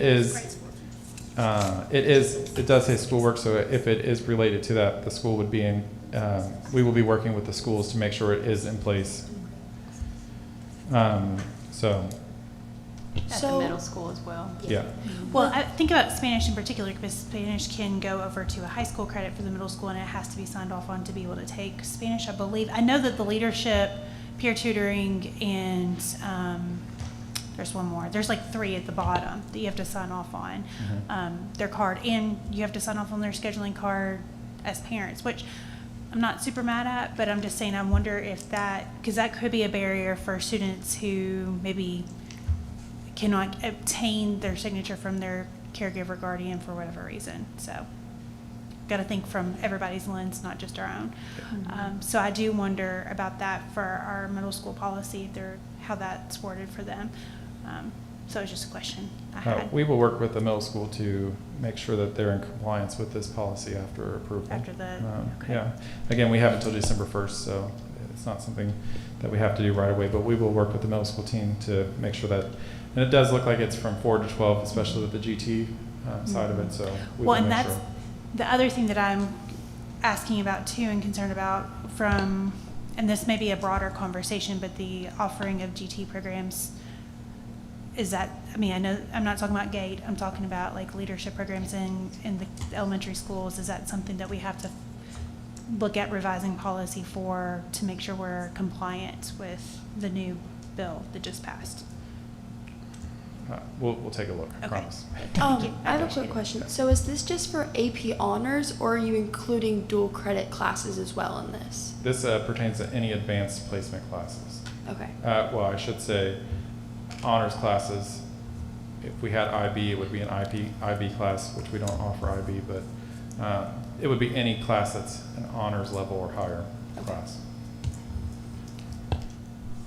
All right. I had another question about the moment of silence, Bill. Do you mean to ask that now or do you mean Sure. wait? So when you say that it's non-interruptible, what happens if somebody interrupts the moment of silence? What is the recourse for that? For like, I guess I'm looking forward to if, not so much a teacher, but say a student, I feel like the teacher's pretty straightforward, but if a student, for whatever reason, interrupts the moment of silence, do they have to repeat the moment of silence? Are we going to get in trouble from the board perspective in that it's like not offering them an opportunity to have that complete moment of, I just see this as being potentially convoluted along the way. If we have a child that, say they scream, during kids will be kids, right? So you can't control every child in that setting all the time. So I just was wondering what that looks like for us. That would fall under the student code of conduct, and we would follow the procedures related to student code of conduct with disruption to the environment, the educational environment. So Okay. we'll follow those procedures as written in our student code of conduct. Is that in the new policy, or does it matter? It just says that we have to have an uninterrupted, it doesn't specify any reprimand for it. Basically So- offer it. We Yeah. have to honor it. We have to offer it. Well, and I guess that's my question. If something happens and it's not, it gets messed up in some way, would it do we do a do-over of that moment of silence? Like what happens so we don't have this major recourse? Because I also think about, kids get in trouble when they are impulsive or maybe can't control verbal stimming or something of that nature, and so they say something or do something. We have lots of kids that have verbal tics. What happens to them? Because I don't feel like that should be a punishable offense if they cannot. Yeah, I don't think we're a Hold that in. punitive district. I think we handle our individual students. No, I didn't Yeah. mean it like Yeah. that. Please don't take it that way. I didn't know from the purpose of the bill, since it explicitly states It- this interrupted moment of silence, what we need to do about it, because I It can doesn't see it. specify anything like you have to restart the moment of Okay. silence or anything like that. It just says you have It's to a gray provide them area. with 1 minute of And I think moment of silence. that speaks to your school leadership. That's really saying that the school leadership must provide that opportunity. And so if that's interrupted by a student, that sort of thing, it was provided, but we know that things like that Yes, happen. And absolutely. for those who have disabilities, that sort of thing, certainly, we would not penalize Okay. a student for that. That sounds wonderful. I'm just trying to forward think and disrupt any kind of what could happen. So, Any other questions on, did you have any others to present, or was that the last one? Any other questions? I just have a quick question. Were there any updates that KSBA recommended that we did not include in our policy updates? We have taken all the recommendations, Okay, and. as written as well. Okay, that was the second part. Did we change anything? So all the KSBA recommendations that were made to ensure that we're in compliance with state and federal law have been included in our policy updates, and that's what we're voting on for our second reading tonight. Correct. I guess I should say that we did make that one policy with the comma. That was amended, but it was only amended because of a comma. We'll accept that. And the parental leave policy that was recommended has not been fully adopted yet because it's not required under the new Kentucky law. That's the one he mentioned. We have until 2030 or Yes. 2028 to implement. Yeah. And then, sorry, I have another question, but this is not about something that was discussed here. I think this was discussed at the last board meeting. I just wasn't present for that. So for the mandate that was put in place for the permission to speak to school members, subs, staff members, coaches, can you fill that form out at any time, or is there a specific timeline that you can fill that form out and then you have to wait for the next school year to start? The timeline for the Senate Bill 181 traceable communication policy that we have in place is prior to the communication. So it can happen at any time, any day. Has to be signed and approved, which is just both parties have signed and agreed to it prior to any communication, and it can be revoked at any time. There is no grace period of time, so it can happen at any point in the school year. And then do you have to refill that form out every school year? We did not put an expiration date on it, Okay. so if the parent puts an expiration date on there, we follow their guidance, but it is open until the law is hopefully changed. Okay, thank you so much. All right.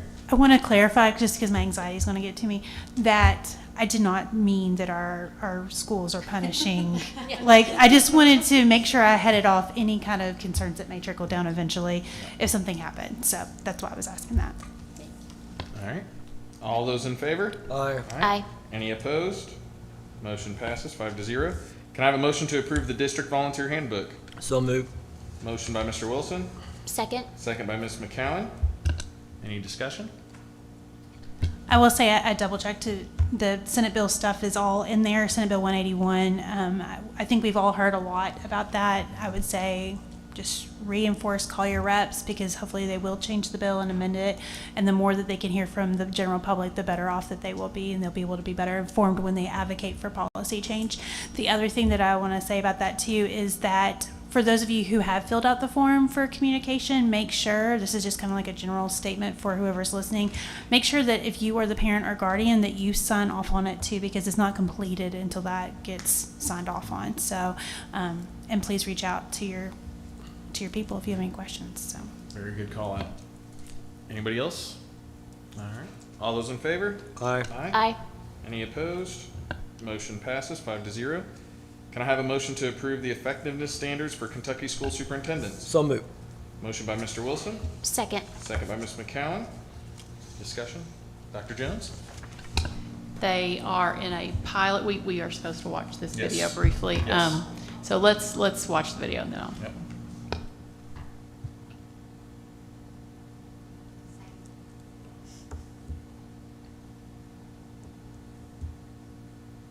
Congratulations on the selection of your new superintendent. I'm Rhonda Caldwell, the Chief Executive Officer of the Kentucky Association of School Administrators, or KASA.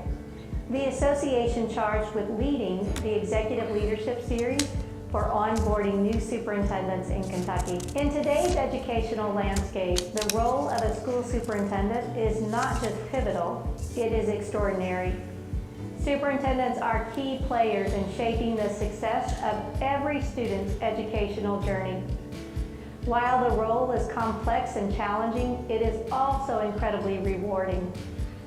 Working in partnership with the Kentucky Department of Education, our job at KASA is to support your new superintendent every step of the way during this important transition. Our mission is clear: to guide, support, and encourage your new leader throughout the first year. This is accomplished through a comprehensive boots-on-the-ground team to walk alongside your new leader every day. The team is comprised of an executive coach, an experienced superintendent mentor, a school board member liaison, and other key staff members. In addition, a team of respected faculty members delivers vital content in a just-in-time approach.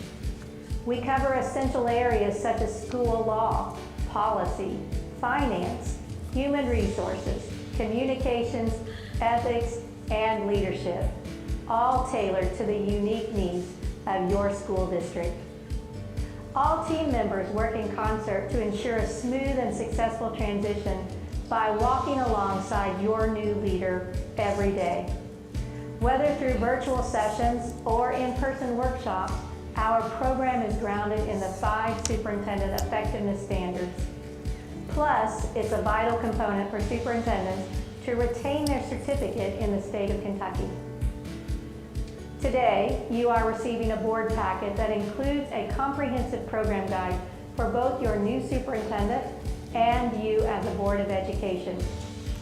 This guide, also available in digital format, provides an overview of the program, along with training dates, roles within the onboarding team, the curriculum, and details about your superintendent's individualized learning plan for the year.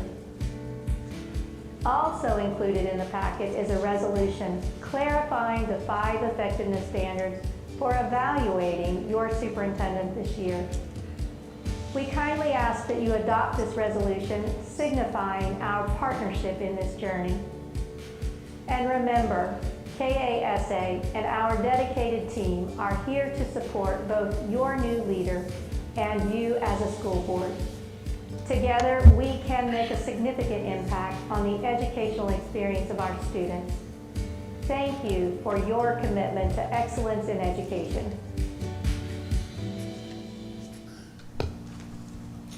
So these 5 standards, of course, will be the standards that you will use as a board to evaluate me. I will create with you, along with you and your input, a professional growth plan specific to the needs that we really feel like are critical for this school year. And then I'll also complete a capstone project, and that will be part of the work as well.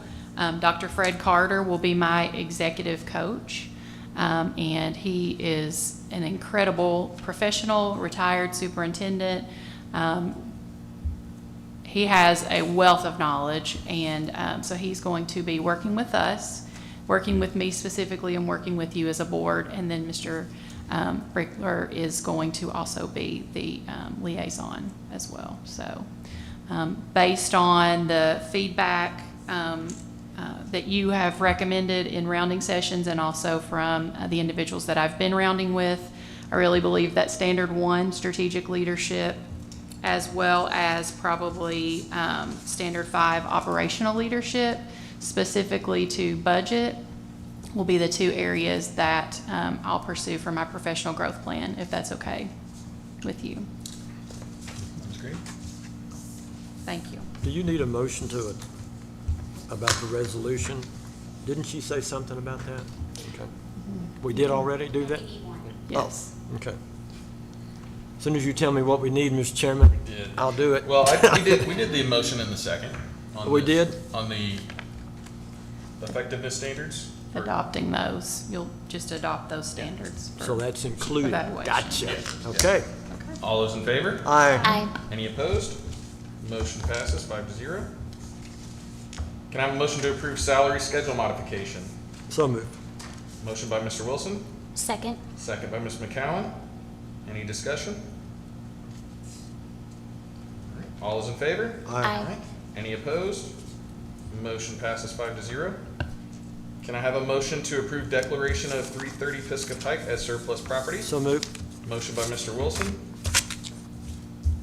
I will second and open it for discussion. I have no discussion, but I just want to clarify, this is the old Board of Education building, correct? Correct. It is. And how much can we discuss here without, because previously we've had to go into executive session, so I just want to be careful that I, in discussion, don't say something that is not permissible. I think the current motion is only we can't talk about monetary details or details of proposed deals, so we can talk about just identifying or marking it as surplus for the present motion. And by doing this, it allows us to move forward on those other issues you just discussed. Correct. Yeah. Further issues can be added to the, Right. to the agenda for future meetings. Gotcha. This is simply the marking, designating process first. The beginning point. Yes, Yeah. that's correct. Have we had to do this before, Mr. Wilson or Ms. Springate? You all might remember. Just, not since I've been on the board, obviously. I don't think so, no. No, I think in the past, how we've handled property is that we've had an executive session so that we could kind of have discussions. And so, yeah, I was kind of surprised to see it done this way, to be honest. I do think that before the board, just philosophically, I believe that before the board decides to sell any property that belongs to the public, there should be, at a minimum, at least an opportunity for the public to kind of be made aware, for there to be discussions, for the public to be invited in, those sorts of things. So again, I was just kind of surprised to see this on the agenda in this way. Yeah, and again, this is just to signify as surplus property. Any additional details and conversations would be in executive session, and I do agree that we should get public feedback on this as well. This is just really just to start that. All right. So it does nothing but move it into further conversation areas, correct? Correct. So if we can do this, public, so, just so I'm clear, the public can still offer their feedback, so on and Absolutely. so forth. Yes. Okay. It's not an end-all, be-all. Right. Okay. I do think that we don't have to declare it surplus property to have those discussions either. So I'm not really sure why we would do it, except for the fact that we want to declare it surplus property and then have the first step to clearing the way to selling it. And so, again, I just think it's not really following, I just don't think it's a good way to kind of begin a process that could be something that the community would want to have input on. Are you going to share about 702 KAR? Yeah, Yeah. just to explain this a little bit further, I reached out to KDE about what the process is. Let's make sure we have everything lined out exactly what. And so this just basically, so there's a lot of paperwork that I have to do with KDE to go through getting their blessing before we can do anything, they have to bless it first. And so this just allows me to get all the documentations, the BG documents that they require to give their blessing, and then you guys can have any conversation that you need to have at that. It's really a formality is really what it boils down to. And also, I believe since the last time this was done, there have been changes to the law that require property to be marked as eligible for surplus. That the statute, there were some discussions prior to adding this to the docket, but it relates to 702 KAR 4090, which has changed the process, which is why this is required to be the initial step before further conversations and discussions can be had. Right. It certainly does not require the district to move forward with any property that's been marked as surplus. It just allows the opportunity for the district to move forward with that process if it later decides to do so. Right. Can you mark it unsurplused? I'm just asking, for instance, if you decide you want to surplus it, and then after further discussions in executive session, I'm just wondering, is it something that can go back as well? To be honest, I'd have to check. I don't think the statute addresses that, but I imagine there could be a vote to revoke the surplus designation, but would be happy to look into that if the board would like. Thank you. But either way, we can't do anything until we move it into Right, surplus. right. That's a new legal requirement just to even have the conversations further past this point, so, yeah. And I'll just say, I've had some individuals reach out to me, but it wouldn't be appropriate to talk about it here. I will save that for executive session. So I didn't want anybody to think that I'm disregarding feedback that I've received. All right. Anything else? All right. All those in favor? Aye. Aye. Any opposed? Nay. Motion passes 4-1. You have the consent agenda item moved earlier. Do. Yes. So can I have a motion to approve emergency sub certificate? So moved. Motion by Mr. Wilson, Second. second by Ms. McCowan, and discussion, and I'll turn to you, Dr. Gould. So I had a question, because of the emergency, the document mentions 64 college credit hours, correct? The emergency, if I looked it up correctly, and I'm looking at the education folks to help me, so I looked it up, and it says with the emergency, that is, they cannot serve in that role for more than 20 consecutive days, correct? Is that right with emergency subs? That is my understanding, yes. Is that, With Is that Mr. right? Wells not here, I oh need yeah, to- that's right. yeah. Don't look at me, Dr. Gold. But I do have a statement from him, so, Okay. yes. So my question, the reason why I'm bringing this up and the concern that I have is that I know personally at Huntertown, and I'm sure across the district, there's several teachers that have maternity leave that's coming up, and that happens every year. We'll have a teacher, that's not statistics, but I'm just guessing. Every year, there's probably some sort of chance that somebody may have an extended FMLA approved absence. So my concern is with the approval of the emergency sub, I just wanted to make sure that that's not who we would be having to teach for an extended period of time. Even, I feel like 20 days, this is quite a while for curricular activity to be provided in that instructional manner without a certified sub, a fully certified sub, right? And so that's my concern. Like, I can see it for like a day or two, but an extended period of time, I would prefer to see long-term subs be certified, not emergency certified. It would be my expectation that those individuals not be placed in those settings and Okay. only be used truly in an emergency situation for short term. And we Okay. do monitor, we are supposed to monitor that, but I will make sure that we do monitor that. Thank you, I to make appreciate sure. that. Yeah. That eases my mind. I just wanted to make Yeah. sure, because when I read that, I did a little research, like I said, so I knew It is kind of a little important. bit about It it. so. absolutely is. Can I ask a quick question? So, coming from like a student's point of view with that, so what's the qualifications between an emergency, even for people at home watching, what's the difference between an emergency sub and the actual qualifications that a real, not a real sub, but a qualified, certified qualified sub has to go through? I wish Mr. Wells were here. So it's my understanding, and I am not, I'm not an expert like Mr. Wells in terms of, human resources, but emergency subs are only used in critical shortage areas typically, and they look at, instead of, they can lower at different points during like COVID, we were able to lower the requirements for individuals who could apply to be subs. But in terms of placing subs, we certainly still want to use those most qualified individuals first. But if you're in a critical shortage area, there are times in emergency situations. This gives us kind of a blanket statement so that if we're in that situation, we could use that. But it would absolutely be our last Thank you. choice. And that's a great question. I do have it pulled up, what I looked at earlier, which was on the KDE website, posted for July 2024. But one of the concerns that I did have is because I know that there has been conversation about not having a certified sub for a longer term absence before, and it just makes me concerned, on top of this, having an emergency certified sub, what that all kind of compounds to. So, And so a certified sub does have a teaching degree. And then an emergency sub does not have a teaching degree.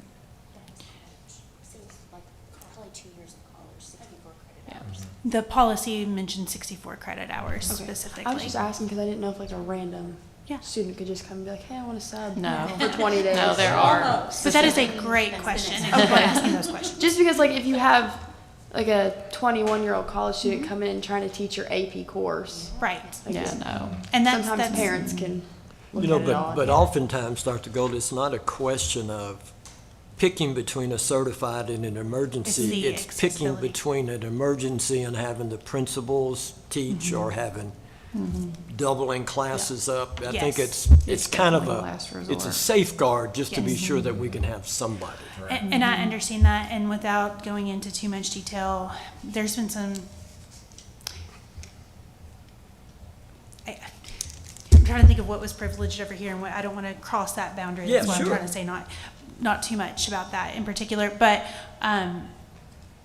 I just want to make sure that they're, for, again, emergency situations when it's short term, I'm not talking about that at all. I'm talking about in the classroom for an extended period of time, 10, 12 weeks, even 8 weeks, even 4 weeks, I think, especially in situations like you're talking about with AP classes and certain classes.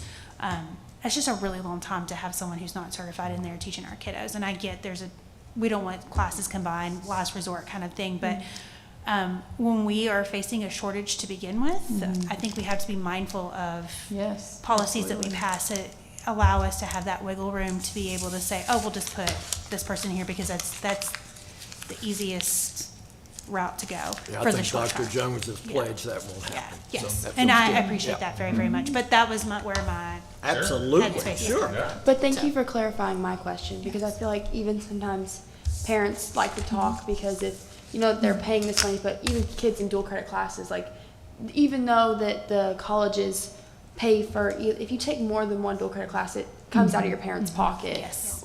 to pay for the class. So I think sometimes parents get concerned when they don't understand why an emergency sub has been put in place. So it just kind of Absolutely. clarifies for parents so they understand. And to piggyback on that, the other concerning thing is that, you know, some of those GPAs from those credit classes will go toward your college GPA. You don't necessarily start off at 0 for every single time. So it is a factor that is Yeah, very they're make or understandable. breaks. They're Yeah. make or breaks. Yeah, yes, absolutely. Thank you for sharing that.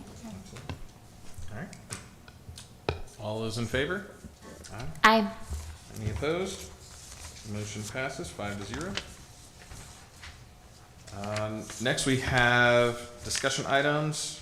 The first one is the volunteer systems updates. Dr. Rayburn? He's on his way.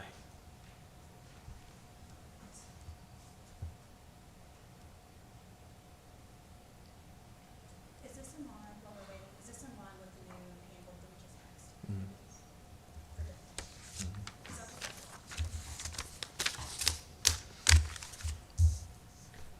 All right, so this is just for general discussion. There has been some questions related to Senate Bill 181, and it's the story of our lives right now. So Senate Bill 181 requires that volunteers they fall under this law as well. So any volunteer that goes outside of the traceable communication is now, if they are found to go outside of it, then they are no longer allowed to be a volunteer for our school district anymore. So we have been getting a lot of questions, well, I don't want to volunteer, but can I still come into the schools? And so what we want to make sure that we're clear on is that just because you're not a volunteer doesn't mean you cannot participate in our schools and be an active part of our community.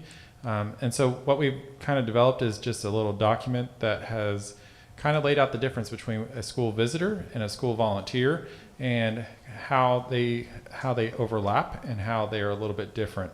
So I've taken the document, and I'll share the document with you as well, but this will also appear on our traceable communication page for everyone so that they can see that. And then we're also going to be implementing I would like to be removed from the volunteer list as well, so that anybody that doesn't want to be under this law will fill out a form, sign it, and then we will remove them from the volunteer list. Again, that doesn't prevent them from participating and being in our schools. It does prevent them from things like going on field trips and being around students for a long period of time. So I've just got this quick little slideshow presentation that we're going to go through. And so the difference between a school visitor and a school volunteer, school visitor, you know, it's brief. They're not there over a long period of time. They're not participating in things like Watchdogs or the Moms Group. I forget what their name is, but Watchdogs program. They're not participating in those type of things where they're actively in the schools, helping the teachers, seeing the students, visiting with the students, making connections with students. They're more in attendance for things like parent-teacher conferences, 504 meetings, IEP meetings, those are school volunteers.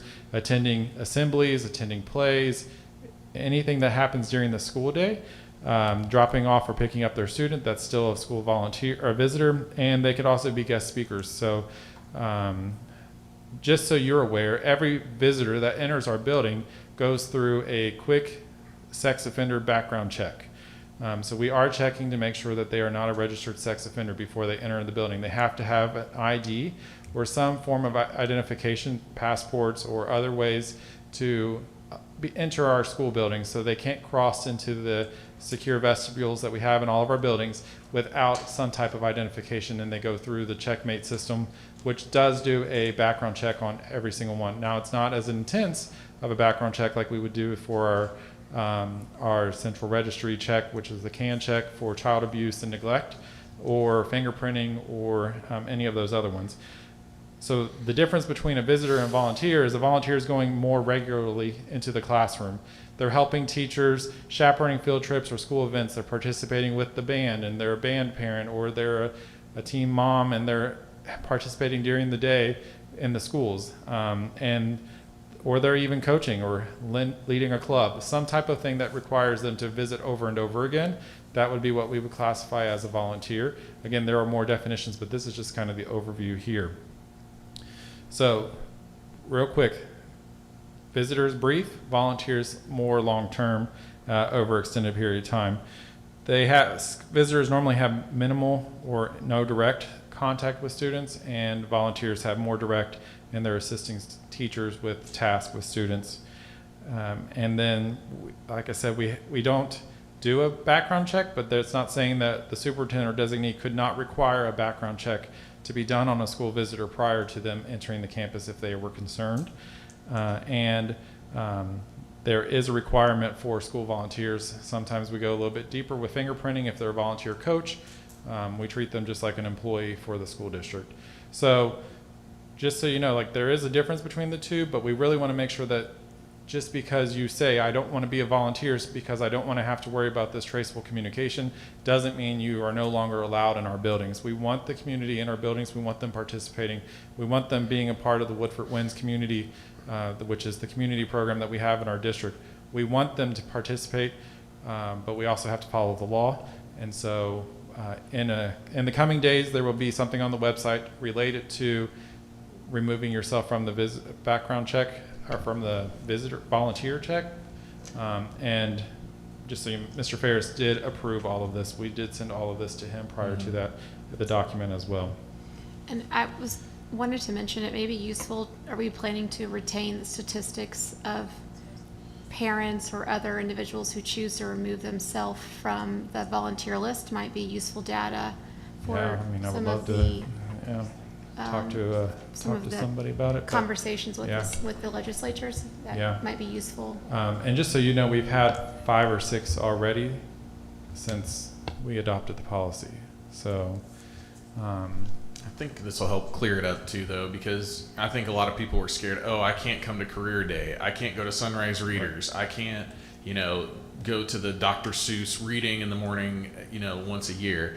And so those real types of occurrences would be visitor, right? So you can still do all of that and still be part of this without technically being a volunteer. Yeah, you just wouldn't be attending field trips and stuff like that. You would have to go on because you're there for a longer period of time. Like a school event that's lasting an hour could classify as a visitor for the Grandparents' Day, coming in for lunches, those type of things.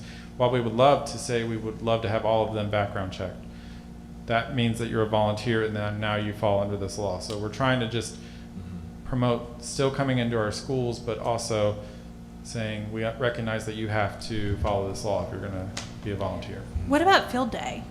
Where does that fall? Field day would be something we'll come back to. Because that's an extended period. I mean, usually. Yeah, but it's a one-day event. Mm-hmm.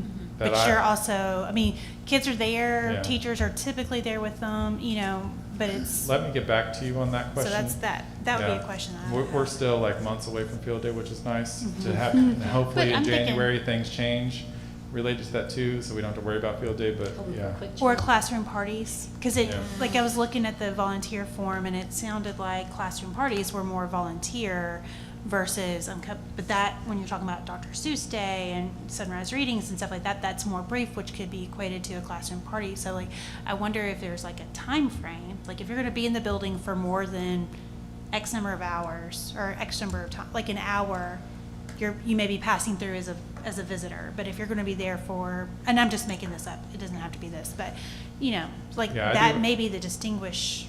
Well, and I think you just have to be careful too, and just make sure that all parents know, if you are going to go on your kindergarten zoo trip and be, you know, chaperoning, then you have to get this, even though that's just one time that you might volunteer and be in the school. So I just think we want to be really careful so people aren't, you know, not allowed to go do things that they think they can because they've opted out and don't want to be considered a volunteer. And obviously, it looks like you're doing a lot of work up front to communicate and to be very clear.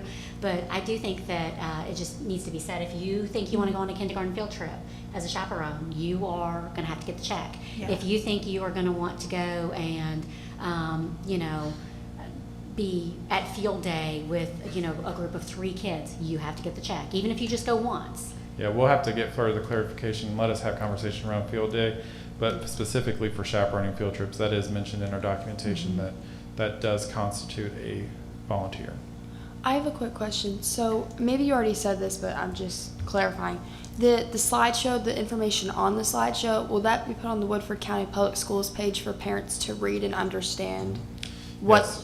the So differentials after this are? conversation today, we will be posting it on to our Trace School Communication page, which is right on the home page of the district website. Okay, so parents will be able to differentiate. Okay, Yeah. thank you. We just are trying to say, like, we recognize that this law has complications that were not intended, but there is a good intent behind this law, and I think it needs some revisions, and we'll get there, but for right now, we have to live within the law, and the law says this, so we want you to still be a part of our community, we want you still in our buildings, we want you with our students as much as possible, but we also recognize that traceable communication is what traceable communication is. Thank you.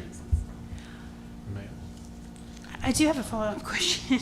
And this is like, I don't know, this perplexes me in a lot of ways. So like, I felt like when I was watching the slideshow, I was incredibly clear about it. But now when I'm looking at the conversation that we're just having and the things that we're adding to it, it seems a little bit more muddled for me again. So I just wanted to ask a follow-up. Because it talks about volunteering typically involves a more regular and ongoing commitment, which could be for several hours a day, multiple days a week, or over an extended period of time. So it sounds like if you are not planning on coming in there just for like one event, you really need to have a volunteer, like a background check. I mean, because this is ongoing. I'm going to be honest with you, Dr. Gould, we want to have as many background check people as Yes, possible yeah. around our students. Yeah. So it's not like we're saying we're going away from that idea there. But, you know, if you're coming in for an activity and it's a one-time done Right. deal, like we want to give you the ability to say, like, yes, we're going to get rid of the volunteer status, but I'm still going to be able to come in because we do offer the sex offender check. You know, if they're on a legal thing that they can't have contact with a kid, like they're not allowed in the building type of thing, we do have these restrictions in place to prevent those things. So we're trying to walk the line, but also allow community to come in too. And this isn't, that direct quote is actually in the presentation there. Okay. Yeah, I just didn't cover it. No, you're totally fine. I think that this is good too. But I guess like some things seem to be really easy to track with that, like with the Grandparents' Day, and I don't want to, keep us here even later. But the Grandparents' Day, like some things like that, or an assembly or a award ceremony, those all things seem very clear. But it's the duration of time and the consistency of attendance that I feel like muddies it a little bit. The other thing that I wanted to ask was about our student volunteers who are coming over from the high school into the elementary school programs. They are not considered a volunteer under this law, correct? Correct. Okay, just wanted to double check, because Student-to-student communication is okay. is okay. Yeah. Okay. To some degree, I have to say this, if they are a student worker, That's right. they do fall under this law. So we have to really think about how we are using our student workers, which does impact my department a lot, because I have student workers. I have student workers have had them for the last 2.5 years. Co-op and that sort of thing. I've had to have conversations with them, like, if you're going to communicate, like you have to have this communication because you're now breaking the law because you're considered a classified employee. So, okay, sorry, I keep asking you a lot of It's okay. questions. So for me, for the high school, for seniors, they offer a community service option. So you could go to the middle school, or you can go to elementary school and it'd be almost a student aid for a teacher. Would that qualify one of us under that? And would we be classified almost as a volunteer since we are aiding the teachers for hours, for days and days and days? No, you're still a student. Would it The only difference is a student worker is paid by the district as a classified employee, so they're actually an employee of the district. You going and doing community service at a school for a community or work-based learning class that is not paying you, you're not receiving any funding from the district, does not qualify under this law. Thank you so much. Thank you. And just one more clarification, I promise to stop. If you were a volunteer for like a school event, like any kind of sports event where you have to work the concessions or whatever, that does not put you as a volunteer, right? Because you don't have to have a background check to be able to do that. Correct. If you're working the concession stand at the football game, are you a volunteer? If you've gone through the background check process, that's how we classify you a volunteer. So you've gone through the actual can check, you've done the whole process there to be on the list of our volunteers. You appear in the drop-down list on the traceable communication list. If you're on that list, you're a volunteer for our district. So if they're not on there and they're just helping a game, Because all parents have to volunteer for a certain amount of time, but that word volunteer, that is not necessarily in the terms. I'm just clarifying for those at home. If you're a parent and you have to volunteer, a guardian, you have to volunteer for your kid to do your service, and you don't have a background check, then you are considered under this visitor term, not under the volunteer term, and you are okay, correct? we don't background check them Yes. to come and work a gate. And they may not even be visitors because they're not entering the school. Right. In that situation, they're probably neither one. But if you're already a volunteer, you keep that designation Throughout. regardless of what type of volunteering that What you're capacity doing, you're doing. right? Or assignment you're fulfilling. But I just wanted to clarify because they may not be a visitor or a volunteer. Well, if in they that go to like a situation. basketball game or something, they are actually in the building. Correct, after school hours. But after school Right. hours is the.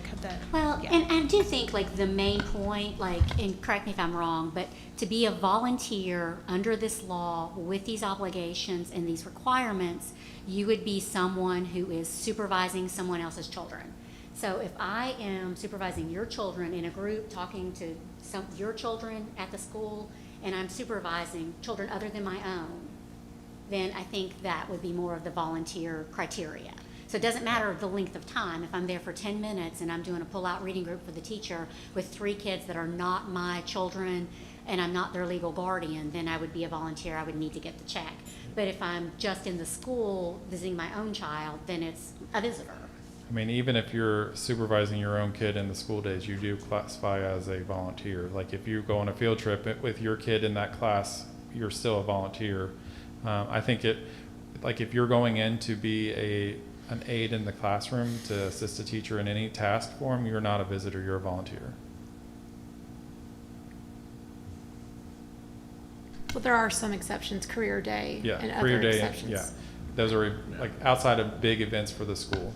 Like if you're going into a classroom, Mr. Bricklet goes into the classroom, does watchdogs, all of that, he would be a volunteer. He cannot pass off as a visitor. He is there too frequently and actively doing stuff in the building. Well, like field day, they say explicitly, if you want to sign up for field day, you have to have a volunteer check on file. So that feels like more of a volunteer kind of situation versus, I know we kind of I said I would stop, but I'm not stopping. I'm Like sorry. the- I'll stop after that, but I'm just saying Yes. that We will get back to traditionally you on that's what field it's, days. yeah. Yeah, so. I think there's still a lot of areas to delve into, but I think this is a really good way to give the clarification that we have available now. Hopefully in January, there's additional clarification that we can provide, but And this is- reduction. And yes, and so this is going to be very helpful for people. And of course, there may still be questions which, they can always ask, and we can try to get further conversations on. Thank you, Dr. Raver. All right, the next discussion item, strategic visioning consultant. Dr. Jones? So I, as part of my professional growth plan with strategic visioning, and also the conversations that we've had, that I've had with you as board members, as well as in rounding sessions. I am asking that with our strategic visioning process that I be able to use my budget to hire the Studer Group to facilitate that strategic visioning work with our district. The reason I'm asking for that specific group is because they will come in and they'll do focus groups with all of our stakeholders, and they will also do surveys with students, families, community, and staff. And then they will help us look at all that data as a board, you as a board, and really get to the heart of what our strategic visioning should look like, our vision should look like for the next 10 years. And that involves, it's very labor intensive. They come in several days and they coach us, give us feedback as a board. And I feel like the product is the foundation for where we're headed over the next several years. And so I would like to be able to use part of my budget to be able to do that. I would. I don't have a bit of problem with that. I think I would be supportive of that too, and I know that it's costly and it's expensive, but I feel like we are in a mindset now of really analyzing and looking at every expense, and we know that there are expenses that have not been, that may have been frivolous. That's my own language. Or maybe we have some duplicative spending. I think we've seen that. So I think that we can recoup the cost for Studer. And I think a strategic vision is something that we've talked about just prior to you, Mr. Wilson and Dr. Gould coming on board. That's something that we've wanted, It's valuable too. and we need that so that we're not being reactive constantly and living in a quadrant that is not very productive. So I love the idea. I think this is great timing with you coming on as our new superintendent to start off right with this type of infrastructure and build and strategic vision and work together on it with these experts. So yeah, I think it makes a lot of sense. I agree. I definitely like the idea. I like the representation from the community and the students. And I'm sure they will do this. I'm sure that they're the experts in it, but just that the representation is equal. It's, across the board, from the student representatives to our community representatives, to the parent guardian representatives, whoever that may be, that there's a wide range. So every voice is represented in that pool. So barring that, I think that yes. I would just like to say I have been through some sessions with that particular group at KSBA training sessions, and found them to be very professional and feel like that they offer a really good service. And honestly, I'm just pleased that you are kind of putting us in the loop and letting us know. This is refreshing, and I think something that has been needed, and so I definitely appreciate that. Do you have any idea about the cost? Yes, so the first year, and I believe it's in the packet as well. But, okay, I'm sorry, I just missed No, it's okay.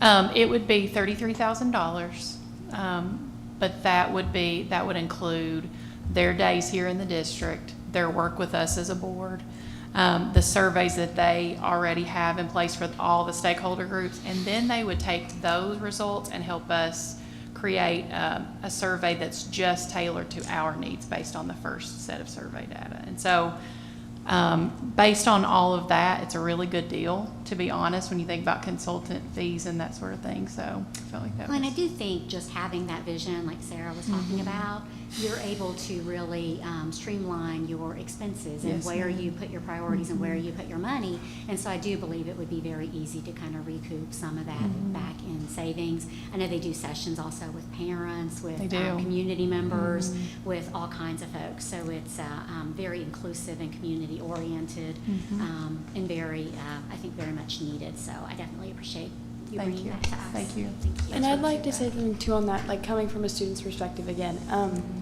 Your involvement already, I mean, like you said, you're not even a month in yet, and you're already taking leaps and bounds to try and get to where, other places were kind of in ditch holes or in the darkness. And I really appreciate that because, even with me taking or wanting to apply for this position, it's for students' voices to be heard. And I think with you wanting, and I mean, especially for high schoolers, teenagers want to be heard, I mean, especially as you get older, your junior and senior year, you want to feel like you have a voice. So I think with you wanting to implement those groups and to send out surveys and let them talk to you almost in a way, or the board, or with the district office, I think it gives them a feel like they're heard and that they are seen, and more than just like not price tags, what am I saying, or percentages. Like they're not just a percentage that gets sent home to their parents. That they've got a voice and that they're people.